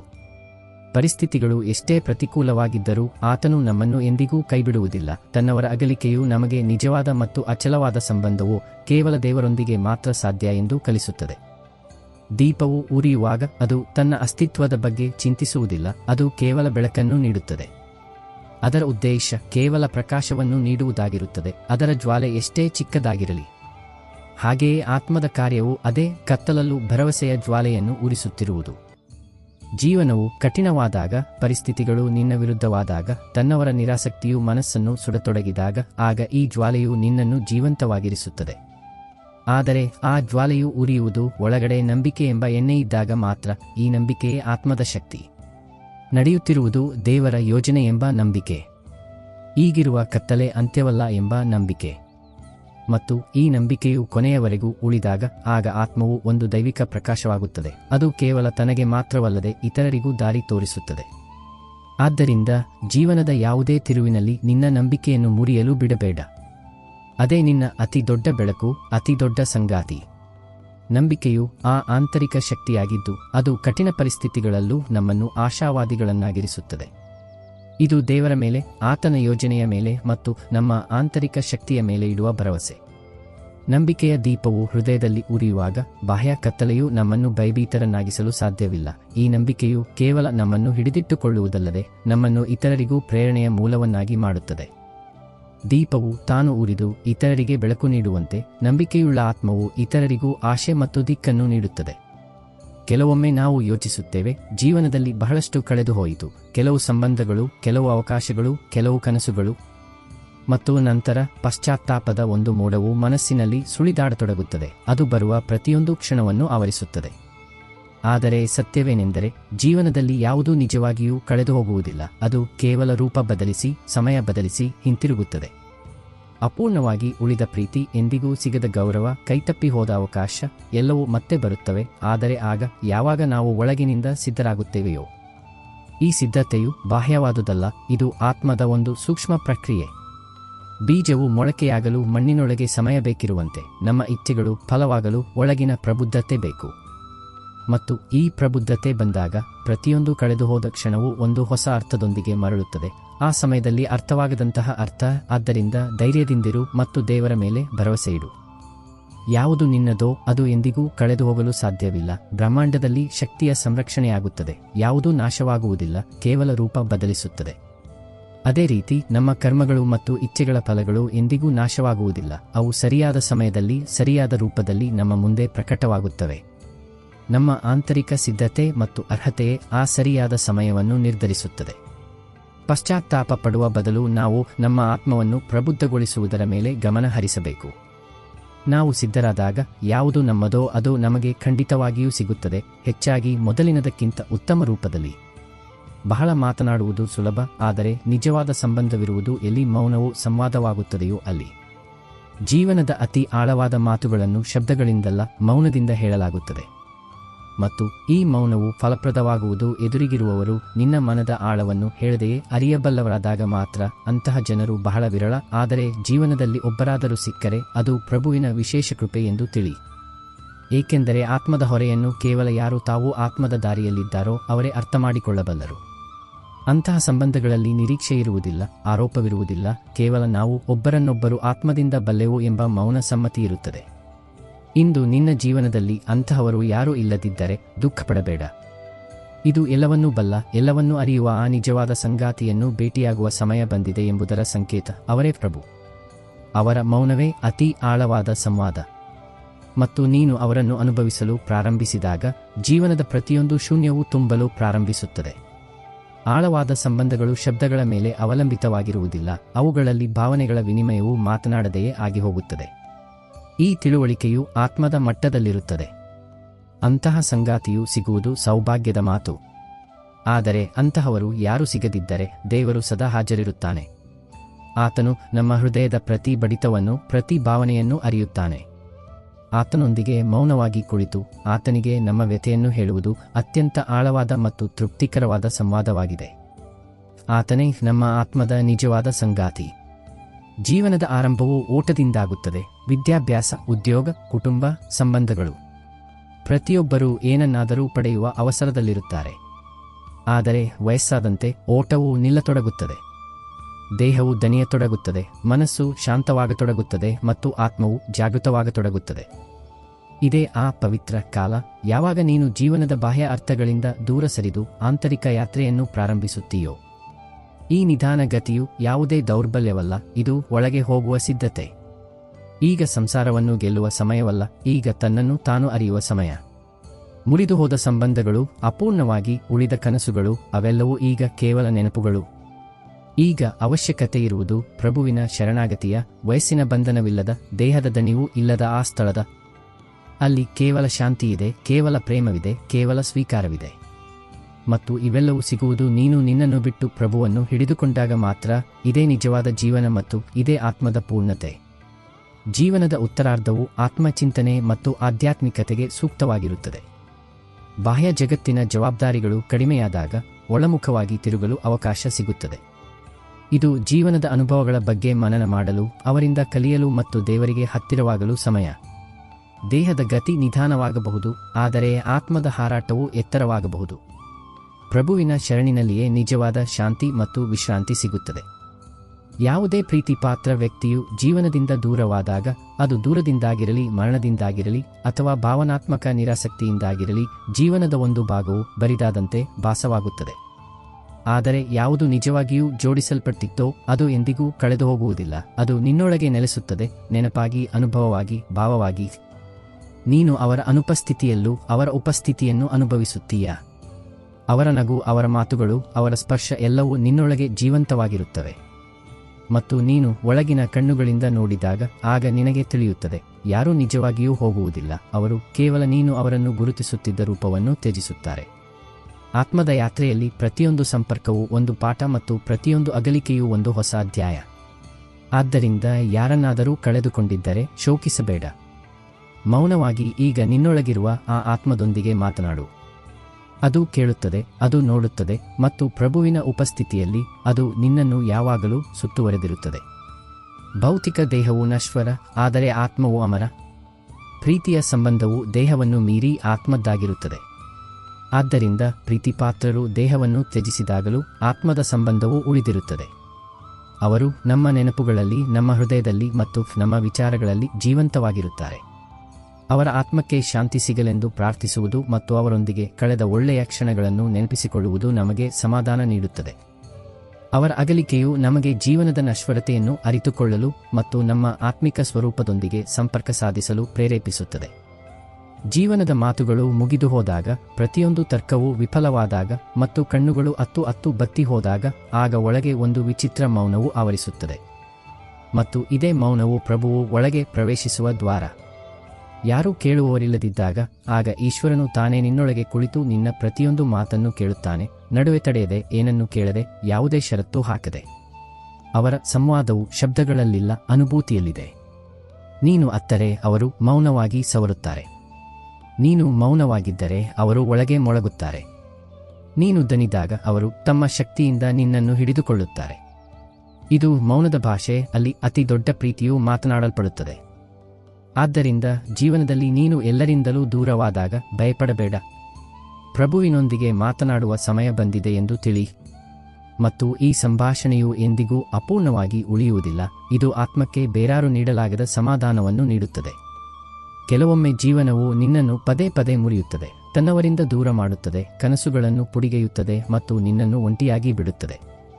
ಮತ್ತು ನೀನು ಯೋಚಿಸುತ್ತೀಯಾ, ನನ್ನೊಂದಿಗೆಯೇ ಹೀಗೇಕೆ ಆಗುತ್ತಿದೆ? ಆದರೆ ಸತ್ಯವೇನೆಂದರೆ, ನೀನು ಒಳಗಿನಿಂದ ಖಾಲಿಯಾಗುವವರೆಗೂ ಪ್ರಭುವು ನಿನ್ನನ್ನು ತುಂಬಲು ಸಾಧ್ಯವಿಲ್ಲ. ನಿನ್ನ ಮನಸ್ಸು, ನಿನ್ನ ಅಹಂಕಾರ, ನಿನ್ನ ನಿರೀಕ್ಷೆಗಳು ಇವೆಲ್ಲವೂ ತುಂಬಿದ್ದರೆ ಅದರಲ್ಲಿ ಈಶ್ವರನು ಎಲ್ಲಿ ಸಮಾಹೊಳ್ಳುತ್ತಾನೆ? ಆದ್ದರಿಂದ ಅವರು ನಿನ್ನನ್ನು ನಿಧಾನವಾಗಿ ಖಾಲಿ ಮಾಡುತ್ತಾರೆ, ನಿನ್ನ ಸಂಬಂಧಗಳಿಂದ, ನಿನ್ನ ಸಂಪತ್ತಿನಿಂದ, ನಿನ್ನ ಮೋಹದಿಂದ. ಈ ಪ್ರಕ್ರಿಯೆಯು ನೋವಿನದಾಗಿರುತ್ತದೆ, ಆದರೆ ಇದೇ ಆತ್ಮದ ಶುದ್ಧೀಕರಣ. ಮತ್ತು ನೀನು ಸಂಪೂರ್ಣವಾಗಿ ಖಾಲಿಯಾದಾಗ ಆಗ ಪ್ರಭುವು ತಾವೇ ನಿನ್ನೊಳಗೆ ಇಳಿಯುತ್ತಾರೆ, ಪ್ರೇಮವಾಗಿ, ಶಾಂತಿಯಾಗಿ, ದಿವ್ಯತೆಯಾಗಿ. ಆಗ ನೀನು ಮೊದಲಿನಂತೆಯೇ ಇರುವುದಿಲ್ಲ. ನೀನು ಯಾರಿಗೂ ಅಧೀನನಲ್ಲ, ಯಾವುದೇ ದುಃಖಕ್ಕೆ ಅಧೀನನಲ್ಲ. ನೀನು ಸ್ವತಃ ಈಶ್ವರನ ಪ್ರತಿನಿಧಿಯಾಗುತ್ತೀಯ. ಆದ್ದರಿಂದ ಜೀವನದಿಂದ ಯಾವುದು ಕಳೆದು ಹೋಗುತ್ತಿದೆಯೋ ಅದು ಕಳೆದುಕೊಳ್ಳುವುದಲ್ಲ, ಅದು ಈಶ್ವರನಿಗೆ ಜಾಗ ಮಾಡಿಕೊಡುವುದು. ದೇವರು ನಮ್ಮ ಹೃದಯದಲ್ಲಿ ವಾಸಿಸಲು ಬಯಸುತ್ತಾನೆ, ಆದರೆ ನಮ್ಮ ಹೃದಯವು ಹೆಚ್ಚಾಗಿ ಸಾಂಸಾರಿಕ ಇಚ್ಛೆಗಳು, ಅಹಂಕಾರ ಮತ್ತು ಮೋಹದಿಂದ ತುಂಬಿರುತ್ತದೆ. ಈ ಅಡೆತಡೆಗಳನ್ನು ತೆಗೆದುಹಾಕಲು ದೇವರು ಕೆಲವೊಮ್ಮೆ ನಮ್ಮನ್ನು ಕಠಿಣ ಪರಿಸ್ಥಿತಿಗಳ ಮೂಲಕ ಕೊಂಡೊಯ್ಯುತ್ತಾನೆ. ಈ ಖಾಲಿಯ ಆಗುವ ಪ್ರಕ್ರಿಯೆಯು ನೋವಿನದಾಗಿರಬಹುದು, ಆದರೆ ಇದು ಅವಶ್ಯಕ. ಹೃದಯವು ಶುದ್ಧ ಮತ್ತು ಖಾಲಿಯಾದಾಗ ಮಾತ್ರ ಅದರಲ್ಲಿ ದಿವ್ಯ ಪ್ರೇಮ ಮತ್ತು ಶಾಂತಿಯು ನೆಲೆಸಲು ಸಾಧ್ಯ. ಈ ಮುರಿಯುವಿಕೆಯು ವಾಸ್ತವವಾಗಿ ಸೇರುವ ಸಿದ್ಧತೆ, ದೇವರೊಂದಿಗೆ ಸೇರುವ ಸಿದ್ಧತೆ. ಆಗಾಗ್ಗೆ ನಾವು ನಮ್ಮ ಕಣ್ಣೀರನ್ನು ಯಾರಿಗೂ ತೋರಿಸಲು ಸಾಧ್ಯವಾಗುವುದಿಲ್ಲ. ಒಂದೋ ಜನರು ಅರ್ಥ ಮಾಡಿಕೊಳ್ಳುವುದಿಲ್ಲ, ಇಲ್ಲವೇ ನಾವು ನಮ್ಮನ್ನು ಎಷ್ಟು ಬಲಿಷ್ಠರೆಂದು ತೋರಿಸಿಕೊಂಡಿದ್ದೇವೆಂದರೆ ಈಗ ಅಳುವುದು ಒಂದು ದೌರ್ಬಲ್ಯವೆಂದು ತೋರುತ್ತದೆ. ಆದರೆ ಸತ್ಯವೇನೆಂದರೆ ಆತ್ಮವು ಕೆಲವೊಮ್ಮೆ ಅಳಬೇಕು. ಆ ಕಣ್ಣೀರು ಒಳಗಡೆ ಶೇಖರಗೊಂಡ ವೇದನೆಗಳನ್ನು ಹರಿಸಿಬಿಡಬೇಕು. ಮತ್ತು ಯಾರೂ ನೋಡದಿದ್ದಾಗ ಆಗಲೇ ಪ್ರಭುವು ಅತಿ ಸಮೀಪದಲ್ಲಿ ನಿಂತಿರುತ್ತಾರೆ. ಅವರು ನಿನ್ನ ಕಣ್ಣೀರನ್ನು ತಮ್ಮ ಅಂಗೈಯಲ್ಲಿ ಹಿಡಿದುಕೊಳ್ಳುತ್ತಾರೆ, ಅವುಗಳನ್ನು ವ್ಯರ್ಥವಾಗಲು ಬಿಡುವುದಿಲ್ಲ. ಪ್ರತಿಯೊಂದು ನಿಟ್ಟುಸಿರು, ಪ್ರತಿಯೊಂದು ಬಿಕ್ಕಳಿಕೆ, ಪ್ರತಿಯೊಂದು ಮೌನ ವೇದನೆಯು ಪ್ರಭುವಿನ ಉಪಸ್ಥಿತಿಯನ್ನು ಕರೆಯುತ್ತದೆ. ಮತ್ತು ಆಗ ಅವರು ಮಾತನಾಡದೆ ನಿನಗೆ ಯಾವುದೇ ಮನುಷ್ಯನು ನೀಡಲಾಗದ ಆಸರೆಯನ್ನು ನೀಡುತ್ತಾರೆ. ಆದ್ದರಿಂದ ಮನಸ್ಸಾದಾಗ ಅಳು, ಆದರೆ ಅಳುವಾಗ ನೀನು ಒಂಟಿಯಲ್ಲ ಎಂದು ತಿಳಿದುಕೊಂಡು ಅಳು. ನಿನ್ನ ಪ್ರಭುವು ನಿನ್ನೊಂದಿಗೆ ಅಳುತ್ತಾನೆ, ನಿನ್ನೊಂದಿಗೆ ನಡೆಯುತ್ತಾನೆ ಮತ್ತು ಕೊನೆಗೆ ನಿನ್ನ ಕಣ್ಣೀರನ್ನು ಅಮೃತವನ್ನಾಗಿ ಮಾಡುತ್ತಾನೆ, ನಿನ್ನ ಆತ್ಮಕ್ಕೆ ಹೊಸ ಶಕ್ತಿಯನ್ನು ನೀಡುವ ಅಮೃತ. ಕಣ್ಣೀರನ್ನು ಹತ್ತಿಕ್ಕುವುದು ಭಾವನಾತ್ಮಕ ಆರೋಗ್ಯಕ್ಕೆ ಹಾನಿಕರ. ಅಳುವುದು ಹೃದಯದ ಹೊರೆಯನ್ನು ಹಗುರಗೊಳಿಸುವ ಒಂದು ನೈಸರ್ಗಿಕ ವಿಧಾನ. ದೇವರು ನಮ್ಮ ಭಾವನೆಗಳನ್ನು ಅರಿಯುತ್ತಾರೆ, ನಮ್ಮ ನೋವನ್ನು ಅನುಭವಿಸುತ್ತಾರೆ. ನಾವು ಏಕಾಂತದಲ್ಲಿ ಅವರ ಮುಂದೆ ಅತ್ತಾಗ ಅವರು ನಮಗೆ ಸಾಂತ್ವನ ನೀಡುತ್ತಾರೆ. ಈ ಕಣ್ಣೀರು ಶುದ್ಧೀಕರಣದ ಕಾರ್ಯವನ್ನು ನಿರ್ವಹಿಸುತ್ತವೆ, ಮನಸ್ಸನ್ನು ನಿರ್ಮಲಗೊಳಿಸುತ್ತವೆ ಮತ್ತು ನಮ್ಮನ್ನು ದೇವರಿಗೆ ಇನ್ನಷ್ಟು ಹತ್ತಿರ ತರುತ್ತವೆ. ಇವು ದೌರ್ಬಲ್ಯದ ಸಂಕೇತವಲ್ಲ, ಬದಲಿಗೆ ಸಂವೇದನೆ ಮತ್ತು ದೇವರ ಮೇಲಿನ ಅವಲಂಬನೆಯ ಸಂಕೇತ. ನಾವು ಚಿಕ್ಕವರಿದ್ದಾಗ ದೇವರ ಹೆಸರನ್ನು ಹೆಚ್ಚಾಗಿ ಸಂಸ್ಕಾರಗಳ ಕಾರಣದಿಂದ ತೆಗೆದುಕೊಳ್ಳುತ್ತೇವೆ. ಆದರೆ ಜೀವನದ ಸಂಧ್ಯಾಕಾಲದಲ್ಲಿ ದೇಹವು ದಣಿಯಲು ಪ್ರಾರಂಭಿಸಿದಾಗ ಮತ್ತು ಸಂಸಾರವು ನಿಧಾನವಾಗಿ ಹಿಂದೆ ಸರಿಯತೊಡಗಿದಾಗ ಆಗ ಈಶ್ವರನ ಉಪಸ್ಥಿತಿಯು ಆತ್ಮದಲ್ಲಿ ಆಳವಾಗಿ ಅನುಭವಕ್ಕೆ ಬರುತ್ತದೆ. ಇದು ನಾವು ಸತ್ಯವನ್ನು ಸ್ಪಷ್ಟವಾಗಿ ನೋಡಬಲ್ಲ ಸ್ಥಿತಿ. ಯಾರು ಸತ್ಯವಂತರು, ಯಾರು ನಿಜವಾದವರು? ಮತ್ತು ಅತಿ ದೊಡ್ಡ ಸತ್ಯವೇನೆಂದರೆ ಕೊನೆಗೆ ಕೇವಲ ಪ್ರಭುವೇ ಜೊತೆಗಿರುತ್ತಾರೆ. ಇದೇ ಆ ಸಮಯ ಯಾವಾಗ ಧ್ಯಾನವು ಸಹಜವಾಗುತ್ತದೆಯೋ, ಪ್ರಾರ್ಥನೆಯು ಆಳವಾಗುತ್ತದೆಯೋ ಮತ್ತು ಮೌನದಲ್ಲಿ ಪರಮಾತ್ಮನ ಧ್ವನಿ ಕೇಳಿಸುತ್ತದೆಯೋ. ಆದ್ದರಿಂದ ವೃದ್ಧಾಪ್ಯವನ್ನು ಹೊರೆ ಎಂದು ಭಾವಿಸಬೇಡ. ಇದು ಜೀವನದ ಅತ್ಯಂತ ಪವಿತ್ರ ಕಾಲ.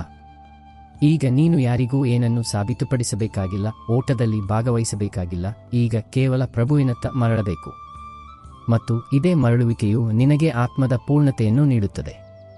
ಉಸಿರಾಟವು ನಿಧಾನವಾಗಿ ನಡೆಯುತ್ತಿರುವಾಗ ಪ್ರತಿ ಉಸಿರಿನಲ್ಲೂ ನಾಮ ಜಪಿಸು ಮತ್ತು ಪ್ರಭುವು ಹೇಗೆ ನಿನ್ನ ಅಂಗೈಯನ್ನು ಹಿಡಿದುಕೊಳ್ಳುತ್ತಾರೆಂದು ನೋಡು. ಇದೇ ಪ್ರಭುವಿನ ಅತಿ ಸಮೀಪ. ಅದು ಜೀವನದ ಅಂತಿಮ ಹಂತದಲ್ಲಿ ಅತ್ಯಂತ ಪ್ರಜ್ವಲಿಸುತ್ತದೆ. ಜೀವನದ ಅಂತಿಮ ಹಂತದಲ್ಲಿ ಬಾಹ್ಯ ಆಕರ್ಷಣೆಗಳು ಮಂಕಾದಾಗ ಆಂತರಿಕ ಸತ್ಯವು ಹೆಚ್ಚು ಸ್ಪಷ್ಟವಾಗಿ ಪ್ರಕಟವಾಗುತ್ತದೆ. ಸಾಂಸಾರಿಕ ಸಂಬಂಧಗಳು ಮತ್ತು ಸಾಧನೆಗಳ ನಶ್ವರತೆಯು ಅರ್ಥವಾಗುತ್ತದೆ ಮತ್ತು ದೇವರೊಂದಿಗಿನ ಶಾಶ್ವತ ಸಂಬಂಧದ ಮಹತ್ವವು ಹೆಚ್ಚಾಗುತ್ತದೆ. ಈ ಸಮಯವು ಆತ್ಮಚಿಂತನೆ, ಪಶ್ಚಾತ್ತಾಪ, ಕ್ಷಮೆ ಮತ್ತು ಈಶ್ವರ ಸ್ಮರಣೆಗೆ ಸಮರ್ಪಿತವಾಗಿರುತ್ತದೆ. ಪ್ರಭುವಿನ ಸಮೀಪವು ಈ ಸ್ಥಿತಿಯಲ್ಲಿ ಅತ್ಯಧಿಕವಾಗಿ ಅನುಭವಕ್ಕೆ ಬರುತ್ತದೆ ಮತ್ತು ಆತ್ಮವು ಶಾಂತಿಯುತವಾಗಿ ತನ್ನ ಪರಮ ಮೂಲದತ್ತ ಮರಳಲು ಸಿದ್ಧವಾಗುತ್ತದೆ. ಮನುಷ್ಯನು ಸಹಜವಾಗಿ ತನ್ನ ದುಃಖಗಳ ಕಥೆಯನ್ನು ಹೇಳಲು ಆತುರನಾಗಿರುತ್ತಾನೆ. ಕೆಲವೊಮ್ಮೆ ತನ್ನವರಿಂದ, ಕೆಲವೊಮ್ಮೆ ಅಪರಿಚಿತರಿಂದ.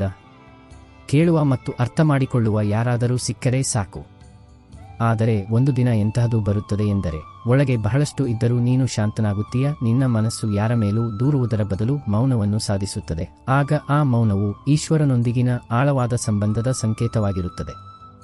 ಈಗ ನಿನಗೆ ನಡೆಯುತ್ತಿರುವುದು ಆತನ ಯೋಜನೆ ಮತ್ತು ಅರ್ಥವಾಗದಿರುವುದು ಸಮಯ ಬಂದಾಗ ಸ್ಪಷ್ಟವಾಗುತ್ತದೆ ಎಂಬ ನಂಬಿಕೆ ಬರುತ್ತದೆ. ಈಗ ನಿನ್ನ ಮನಸ್ಸು ಯಾರನ್ನು ದೂಷಿಸುವುದಿಲ್ಲ. ಈಗ ನೀನು ಪ್ರತಿಕ್ರಿಯೆಗಳಿಂದ ಮೇಲೆದ್ದಿರುತ್ತೀಯ. ಇದು ಆತ್ಮವು ಪ್ರಭುವಿನೊಂದಿಗೆ ಸೇರುವ ಸ್ಥಿತಿ. ಅಲ್ಲಿ ದೂರಿನ ಬದಲು ಸ್ವೀಕಾರವಿರುತ್ತದೆ ಮತ್ತು ದುಃಖದ ಬದಲು ಸಮರ್ಪಣೆಯಿರುತ್ತದೆ. ಇದು ಒಳಗಿನ ಬಿರುಗಾಳಿಯು ಶಾಂತ ಸರೋವರವಾಗುವ ಮತ್ತು ಜೀವನದ ಪ್ರತಿಯೊಂದು ಅಲೆಯೂ ಪ್ರಭುವಿನ ಪಾದಗಳಿಗೆ ಸಮರ್ಪಿತವಾಗುವ ಸ್ಥಿತಿ. ದೂರುವುದು ಮಾನವನ ಸ್ವಭಾವ, ಆದರೆ ಆಧ್ಯಾತ್ಮಿಕ ಪ್ರಬುದ್ಧತೆಯು ನಾವು ದೂರುವುದನ್ನು ನಿಲ್ಲಿಸಿ ಪ್ರತಿಯೊಂದು ಪರಿಸ್ಥಿತಿಯನ್ನು ದೇವರ ಇಚ್ಛೆಯೆಂದು ಸ್ವೀಕರಿಸಿದಾಗ ಬರುತ್ತದೆ. ಈ ಮೌನವು ಬಾಹ್ಯ ಮೌನವಲ್ಲ, ಬದಲಿಗೆ ಆಂತರಿಕ ಶಾಂತಿ ಮತ್ತು ಸ್ವೀಕಾರದ ಸಂಕೇತ. ಇದು ನಾವು ಜೀವನದ ಘಟನೆಗಳಿಗೆ, ಇತರರ ಮೇಲೆ ಅಥವಾ ಪರಿಸ್ಥಿತಿಗಳ ಮೇಲೆ ದೋಷಾರೋಪಣೆ ಮಾಡುವುದನ್ನು ಬಿಟ್ಟು ದೇವರ ಯೋಜನೆಯ ಮೇಲೆ ಸಂಪೂರ್ಣ ನಂಬಿಕೆಯನ್ನು ಸ್ಥಾಪಿಸಿದ್ದೇವೆ ಎಂಬುದನ್ನು ತೋರಿಸುತ್ತದೆ. ಇದೇ ಸ್ಥಿತಿಯಲ್ಲಿ ನಿಜವಾದ ಶಾಂತಿ ಮತ್ತು ಸಂತೃಪ್ತಿ ಸಿಗುತ್ತದೆ. ಕೆಲವು ಸಂಬಂಧಗಳು ಎಷ್ಟು ಆಳವಾಗಿರುತ್ತವೆಂದರೆ ಅವು ಮುರಿದಾಗ ಕೇವಲ ಹೊರಗಷ್ಟೇ ಅಲ್ಲ, ಒಳಗೂ ಬಹಳಷ್ಟು ಚದುರಿ ಹೋಗುತ್ತದೆ. ಆತ್ಮದ ಅಡಿಪಾಯವೇ ಅಲುಗಾಡುತ್ತದೆ ಮತ್ತು ವ್ಯಕ್ತಿಯು ತನ್ನನ್ನು ತಾನೇ ಗುರುತಿಸಲಾರ. ಆದರೆ ಇಂತಹ ಮುರಿಯುವಿಕೆಯೇ ನಿನ್ನನ್ನು ಈಶ್ವರನತ್ತ ತಳ್ಳುತ್ತದೆ. ನಿನ್ನನ್ನು ಯಾರೂ ರಕ್ಷಿಸಲಾಗದಿದ್ದಾಗ ನೀನು ವರ್ಷಗಳಿಂದ ಮರೆತಿದ್ದ ಆತನು ರಕ್ಷಿಸಲು ಬರುತ್ತಾನೆ. ಆತನು ನಿನ್ನ ಮುರಿದ ಭಾಗಗಳನ್ನು ಜೋಡಿಸುವುದಿಲ್ಲ, ಬದಲಿಗೆ ಅವುಗಳಿಗೆ ಹೊಸ ಆಕಾರವನ್ನು ನೀಡುತ್ತಾನೆ. ಈಗ ಆತನು ತಾನೇ ಸಮಾಹೊಳ್ಳುವಂತಹ ಆಕಾರ. ಈಗ ಯಾರೋ ಬಿಟ್ಟು ಹೋದ ಆ ಖಾಲಿ ಜಾಗವು ಪ್ರಭುವಿನ ಉಪಸ್ಥಿತಿಯಿಂದ ತುಂಬುತ್ತದೆ. ಮತ್ತು ಆಗ ನಿನಗೆ ತಿಳಿಯುತ್ತದೆ, ಯಾವ ಸಂಬಂಧವು ನಿನ್ನನ್ನು ಮುರಿದು ಹಾಕಿತೋ ಅದು ವಾಸ್ತವವಾಗಿ ನಿನ್ನನ್ನು ಈಶ್ವರನೊಂದಿಗೆ ಜೋಡಿಸುವ ಮಾಧ್ಯಮವಾಯಿತು. ಆದ್ದರಿಂದ ಆತ್ಮದವರೆಗೆ ಗಾಯ ಮಾಡುವ ಆ ನೋವುಗಳಿಗೆ ಭಯಪಡಬೇಡ. ಅವು ನಿನ್ನನ್ನು ಯಾರ ಅನ್ವೇಷಣೆಯಲ್ಲಿ ನೀನು ಜನ್ಮಗಳಿಂದಿದ್ದೀಯೋ ಅದೇ ಆತನ ಮಡಿಲಿಗೆ ಕೊಂಡೊಯ್ಯುತ್ತವೆ. ಆಳವಾದ ಭಾವನಾತ್ಮಕ ಗಾಯಗಳು ನಮ್ಮನ್ನು ಸಂಪೂರ್ಣವಾಗಿ ಮುರಿಯಬಹುದು, ಆದರೆ ಇದೇ ಮುರಿಯುವಿಕೆಯು ನಮ್ಮನ್ನು ದೇವರ ಬಗ್ಗೆ ಹೆಚ್ಚು ತೆರೆದುಕೊಳ್ಳುವಂತೆ ಮತ್ತು ಗ್ರಹಣಶೀಲರನ್ನಾಗಿ ಮಾಡಬಹುದು. ನಮ್ಮ ಮಾನವೀಯ ಆಸರೆಗಳು ಮತ್ತು ಸುರಕ್ಷತೆಯ ಮೂಲಗಳು ನಾಶವಾದಾಗ ಆಗಲೇ ನಾವು ಸಂಪೂರ್ಣವಾಗಿ ದೇವರತ್ತ ತಿರುಗುತ್ತೇವೆ. ದೇವರು ಆ ಮುರಿದ ಹೃದಯವನ್ನು ಸ್ವೀಕರಿಸಿ ಅದನ್ನು ತನ್ನ ಪ್ರೀತಿ ಮತ್ತು ಕೃಪೆಯಿಂದ ತುಂಬುತ್ತಾನೆ. ಈ ಅನುಭವವು ನಮ್ಮನ್ನು ಪರಿವರ್ತಿಸುತ್ತದೆ ಮತ್ತು ದೇವರೊಂದಿಗೆ ಅಚಲವಾದ ಸಂಬಂಧವನ್ನು ಸ್ಥಾಪಿಸಲು ಸಹಾಯ ಮಾಡುತ್ತದೆ. ನಾವೆಲ್ಲರೂ ಜೀವನದಲ್ಲಿ ಏನನ್ನಾದರೂ ಪಡೆಯುವ ಅವಸರದಲ್ಲಿರುತ್ತೇವೆ. ಮಾನ್ಯತೆ, ಪ್ರತಿಷ್ಠೆ, ಪ್ರೇಮ, ಯಶಸ್ಸು, ಗುರುತು. ಈ ಅವಸರವು ನಮ್ಮ ಉಸಿರಾಟದ ಗತಿಯನ್ನು ಹೆಚ್ಚಿಸುತ್ತದೆ ಮತ್ತು ಮನಸ್ಸಿನ ಸ್ಥಿರತೆಯನ್ನು ಕಸಿದುಕೊಳ್ಳುತ್ತದೆ. ಆದರೆ ಒಂದು ಸಮಯ ಬರುತ್ತದೆ ಯಾವಾಗ ಈ ಓಟವು ತಾನಾಗಿಯೇ ನಿಲ್ಲುತ್ತದೆ. ಈಗ ಏನೂ ಬೇಕಾಗಿಲ್ಲ, ಏನನ್ನೂ ಕಳೆದುಕೊಳ್ಳುವ ಭಯವಿಲ್ಲ. ಈಗ ಕೇವಲ ಒಂದು ಆಳವಿದೆ, ಒಂದು ಮೌನವಿದೆ, ಅಲ್ಲಿ ಪ್ರತಿಯೊಂದು ಕ್ಷಣವೂ ಸಾಕಾಗುತ್ತದೆ. ಇದೇ ಆತ್ಮದ ಗುರುತು. ಈಗ ನಿನಗೆ ತಿಳಿದಿರುತ್ತದೆ, ಯಾವುದು ನಿನಗಾಗಿ ಇದೆಯೋ ಅದು ನಿನ್ನ ಬಳಿಗೆ ತಾನೇ ಬರುತ್ತದೆ. ತಡವಾಗಿಯೂ ಅಲ್ಲ, ಬೇಗನೆಯೂ ಅಲ್ಲ. ಈಗ ನೀನು ಪ್ರಭುವಿನ ಗಡಿಯಾರದಲ್ಲಿ ಬದುಕಲು ಪ್ರಾರಂಭಿಸುತ್ತೀಯ. ಅಲ್ಲಿ ಪ್ರತಿಯೊಂದು ಕ್ಷಣವೂ ಯೋಜಿತವಾಗಿದೆ, ಪ್ರತಿಯೊಂದು ಅನುಭವವೂ ಪೂರ್ವನಿರ್ಧಾರಿತವಾಗಿದೆ. ಇದು ಜೀವನದ ಅತ್ಯಂತ ಶಾಂತ ಸ್ಥಿತಿ. ಅಲ್ಲಿ ಹೊರಗಿನ ಕೋಲಾಹಲವು ಒಳಗಿನ ಶಾಂತಿಯನ್ನು ಮುಟ್ಟಲು ಸಾಧ್ಯವಿಲ್ಲ. ಮತ್ತು ಈ ಸ್ಥಿತಿಯಲ್ಲಿ ನೀನು ಕೇವಲ ಜೀವಿಸುತ್ತಿಲ್ಲ, ಜಾಗೃತನಾಗುತ್ತೀಯ ಆತ್ಮದ ಮಟ್ಟದಲ್ಲಿ. ಜೀವನದ ಓಟ ಮತ್ತು ಮಹತ್ವಾಕಾಂಕ್ಷೆಗಳು ನಮ್ಮನ್ನು ಅಶಾಂತ ಮತ್ತು ಅತೃಪ್ತರನ್ನಾಗಿರಿಸುತ್ತವೆ. ಆದರೆ ಆಧ್ಯಾತ್ಮಿಕ ಪ್ರಬುದ್ಧತೆಯೊಂದಿಗೆ ಈ ಓಟವು ನಿಧಾನವಾಗುತ್ತದೆ. ನಾವು ಸಂತೃಪ್ತಿ ಮತ್ತು ಸ್ವೀಕಾರವನ್ನು ಅನುಭವಿಸಲು ಪ್ರಾರಂಭಿಸುತ್ತೇವೆ. ಜೀವನದ ಘಟನೆಗಳು ದೇವರ ಯೋಜನೆಯಂತೆ ನಡೆಯುತ್ತವೆ ಮತ್ತು ನಾವು ವ್ಯರ್ಥವಾಗಿ ಚಿಂತಿಸುವ ಅಥವಾ ಅವಸರಪಡುವ ಅಗತ್ಯವಿಲ್ಲ ಎಂದು ನಾವು ಅರಿತುಕೊಳ್ಳುತ್ತೇವೆ. ಈ ಸ್ಥಿತಿಯು ನಮಗೆ ವರ್ತಮಾನ ಕ್ಷಣದಲ್ಲಿ ಬದುಕಲು ಕಲಿಸುತ್ತದೆ ಮತ್ತು ಆಳವಾದ ಆಂತರಿಕ ಶಾಂತಿಯನ್ನು ನೀಡುತ್ತದೆ. ಹಲವು ಬಾರಿ ಜೀವನವು ಎಂತಹ ತಿರುವು ತೆಗೆದುಕೊಳ್ಳುತ್ತದೆಂದರೆ ಈಗ ಏನು ಉಳಿದಿಲ್ಲವೆಂದು ಭಾಸವಾಗುತ್ತದೆ.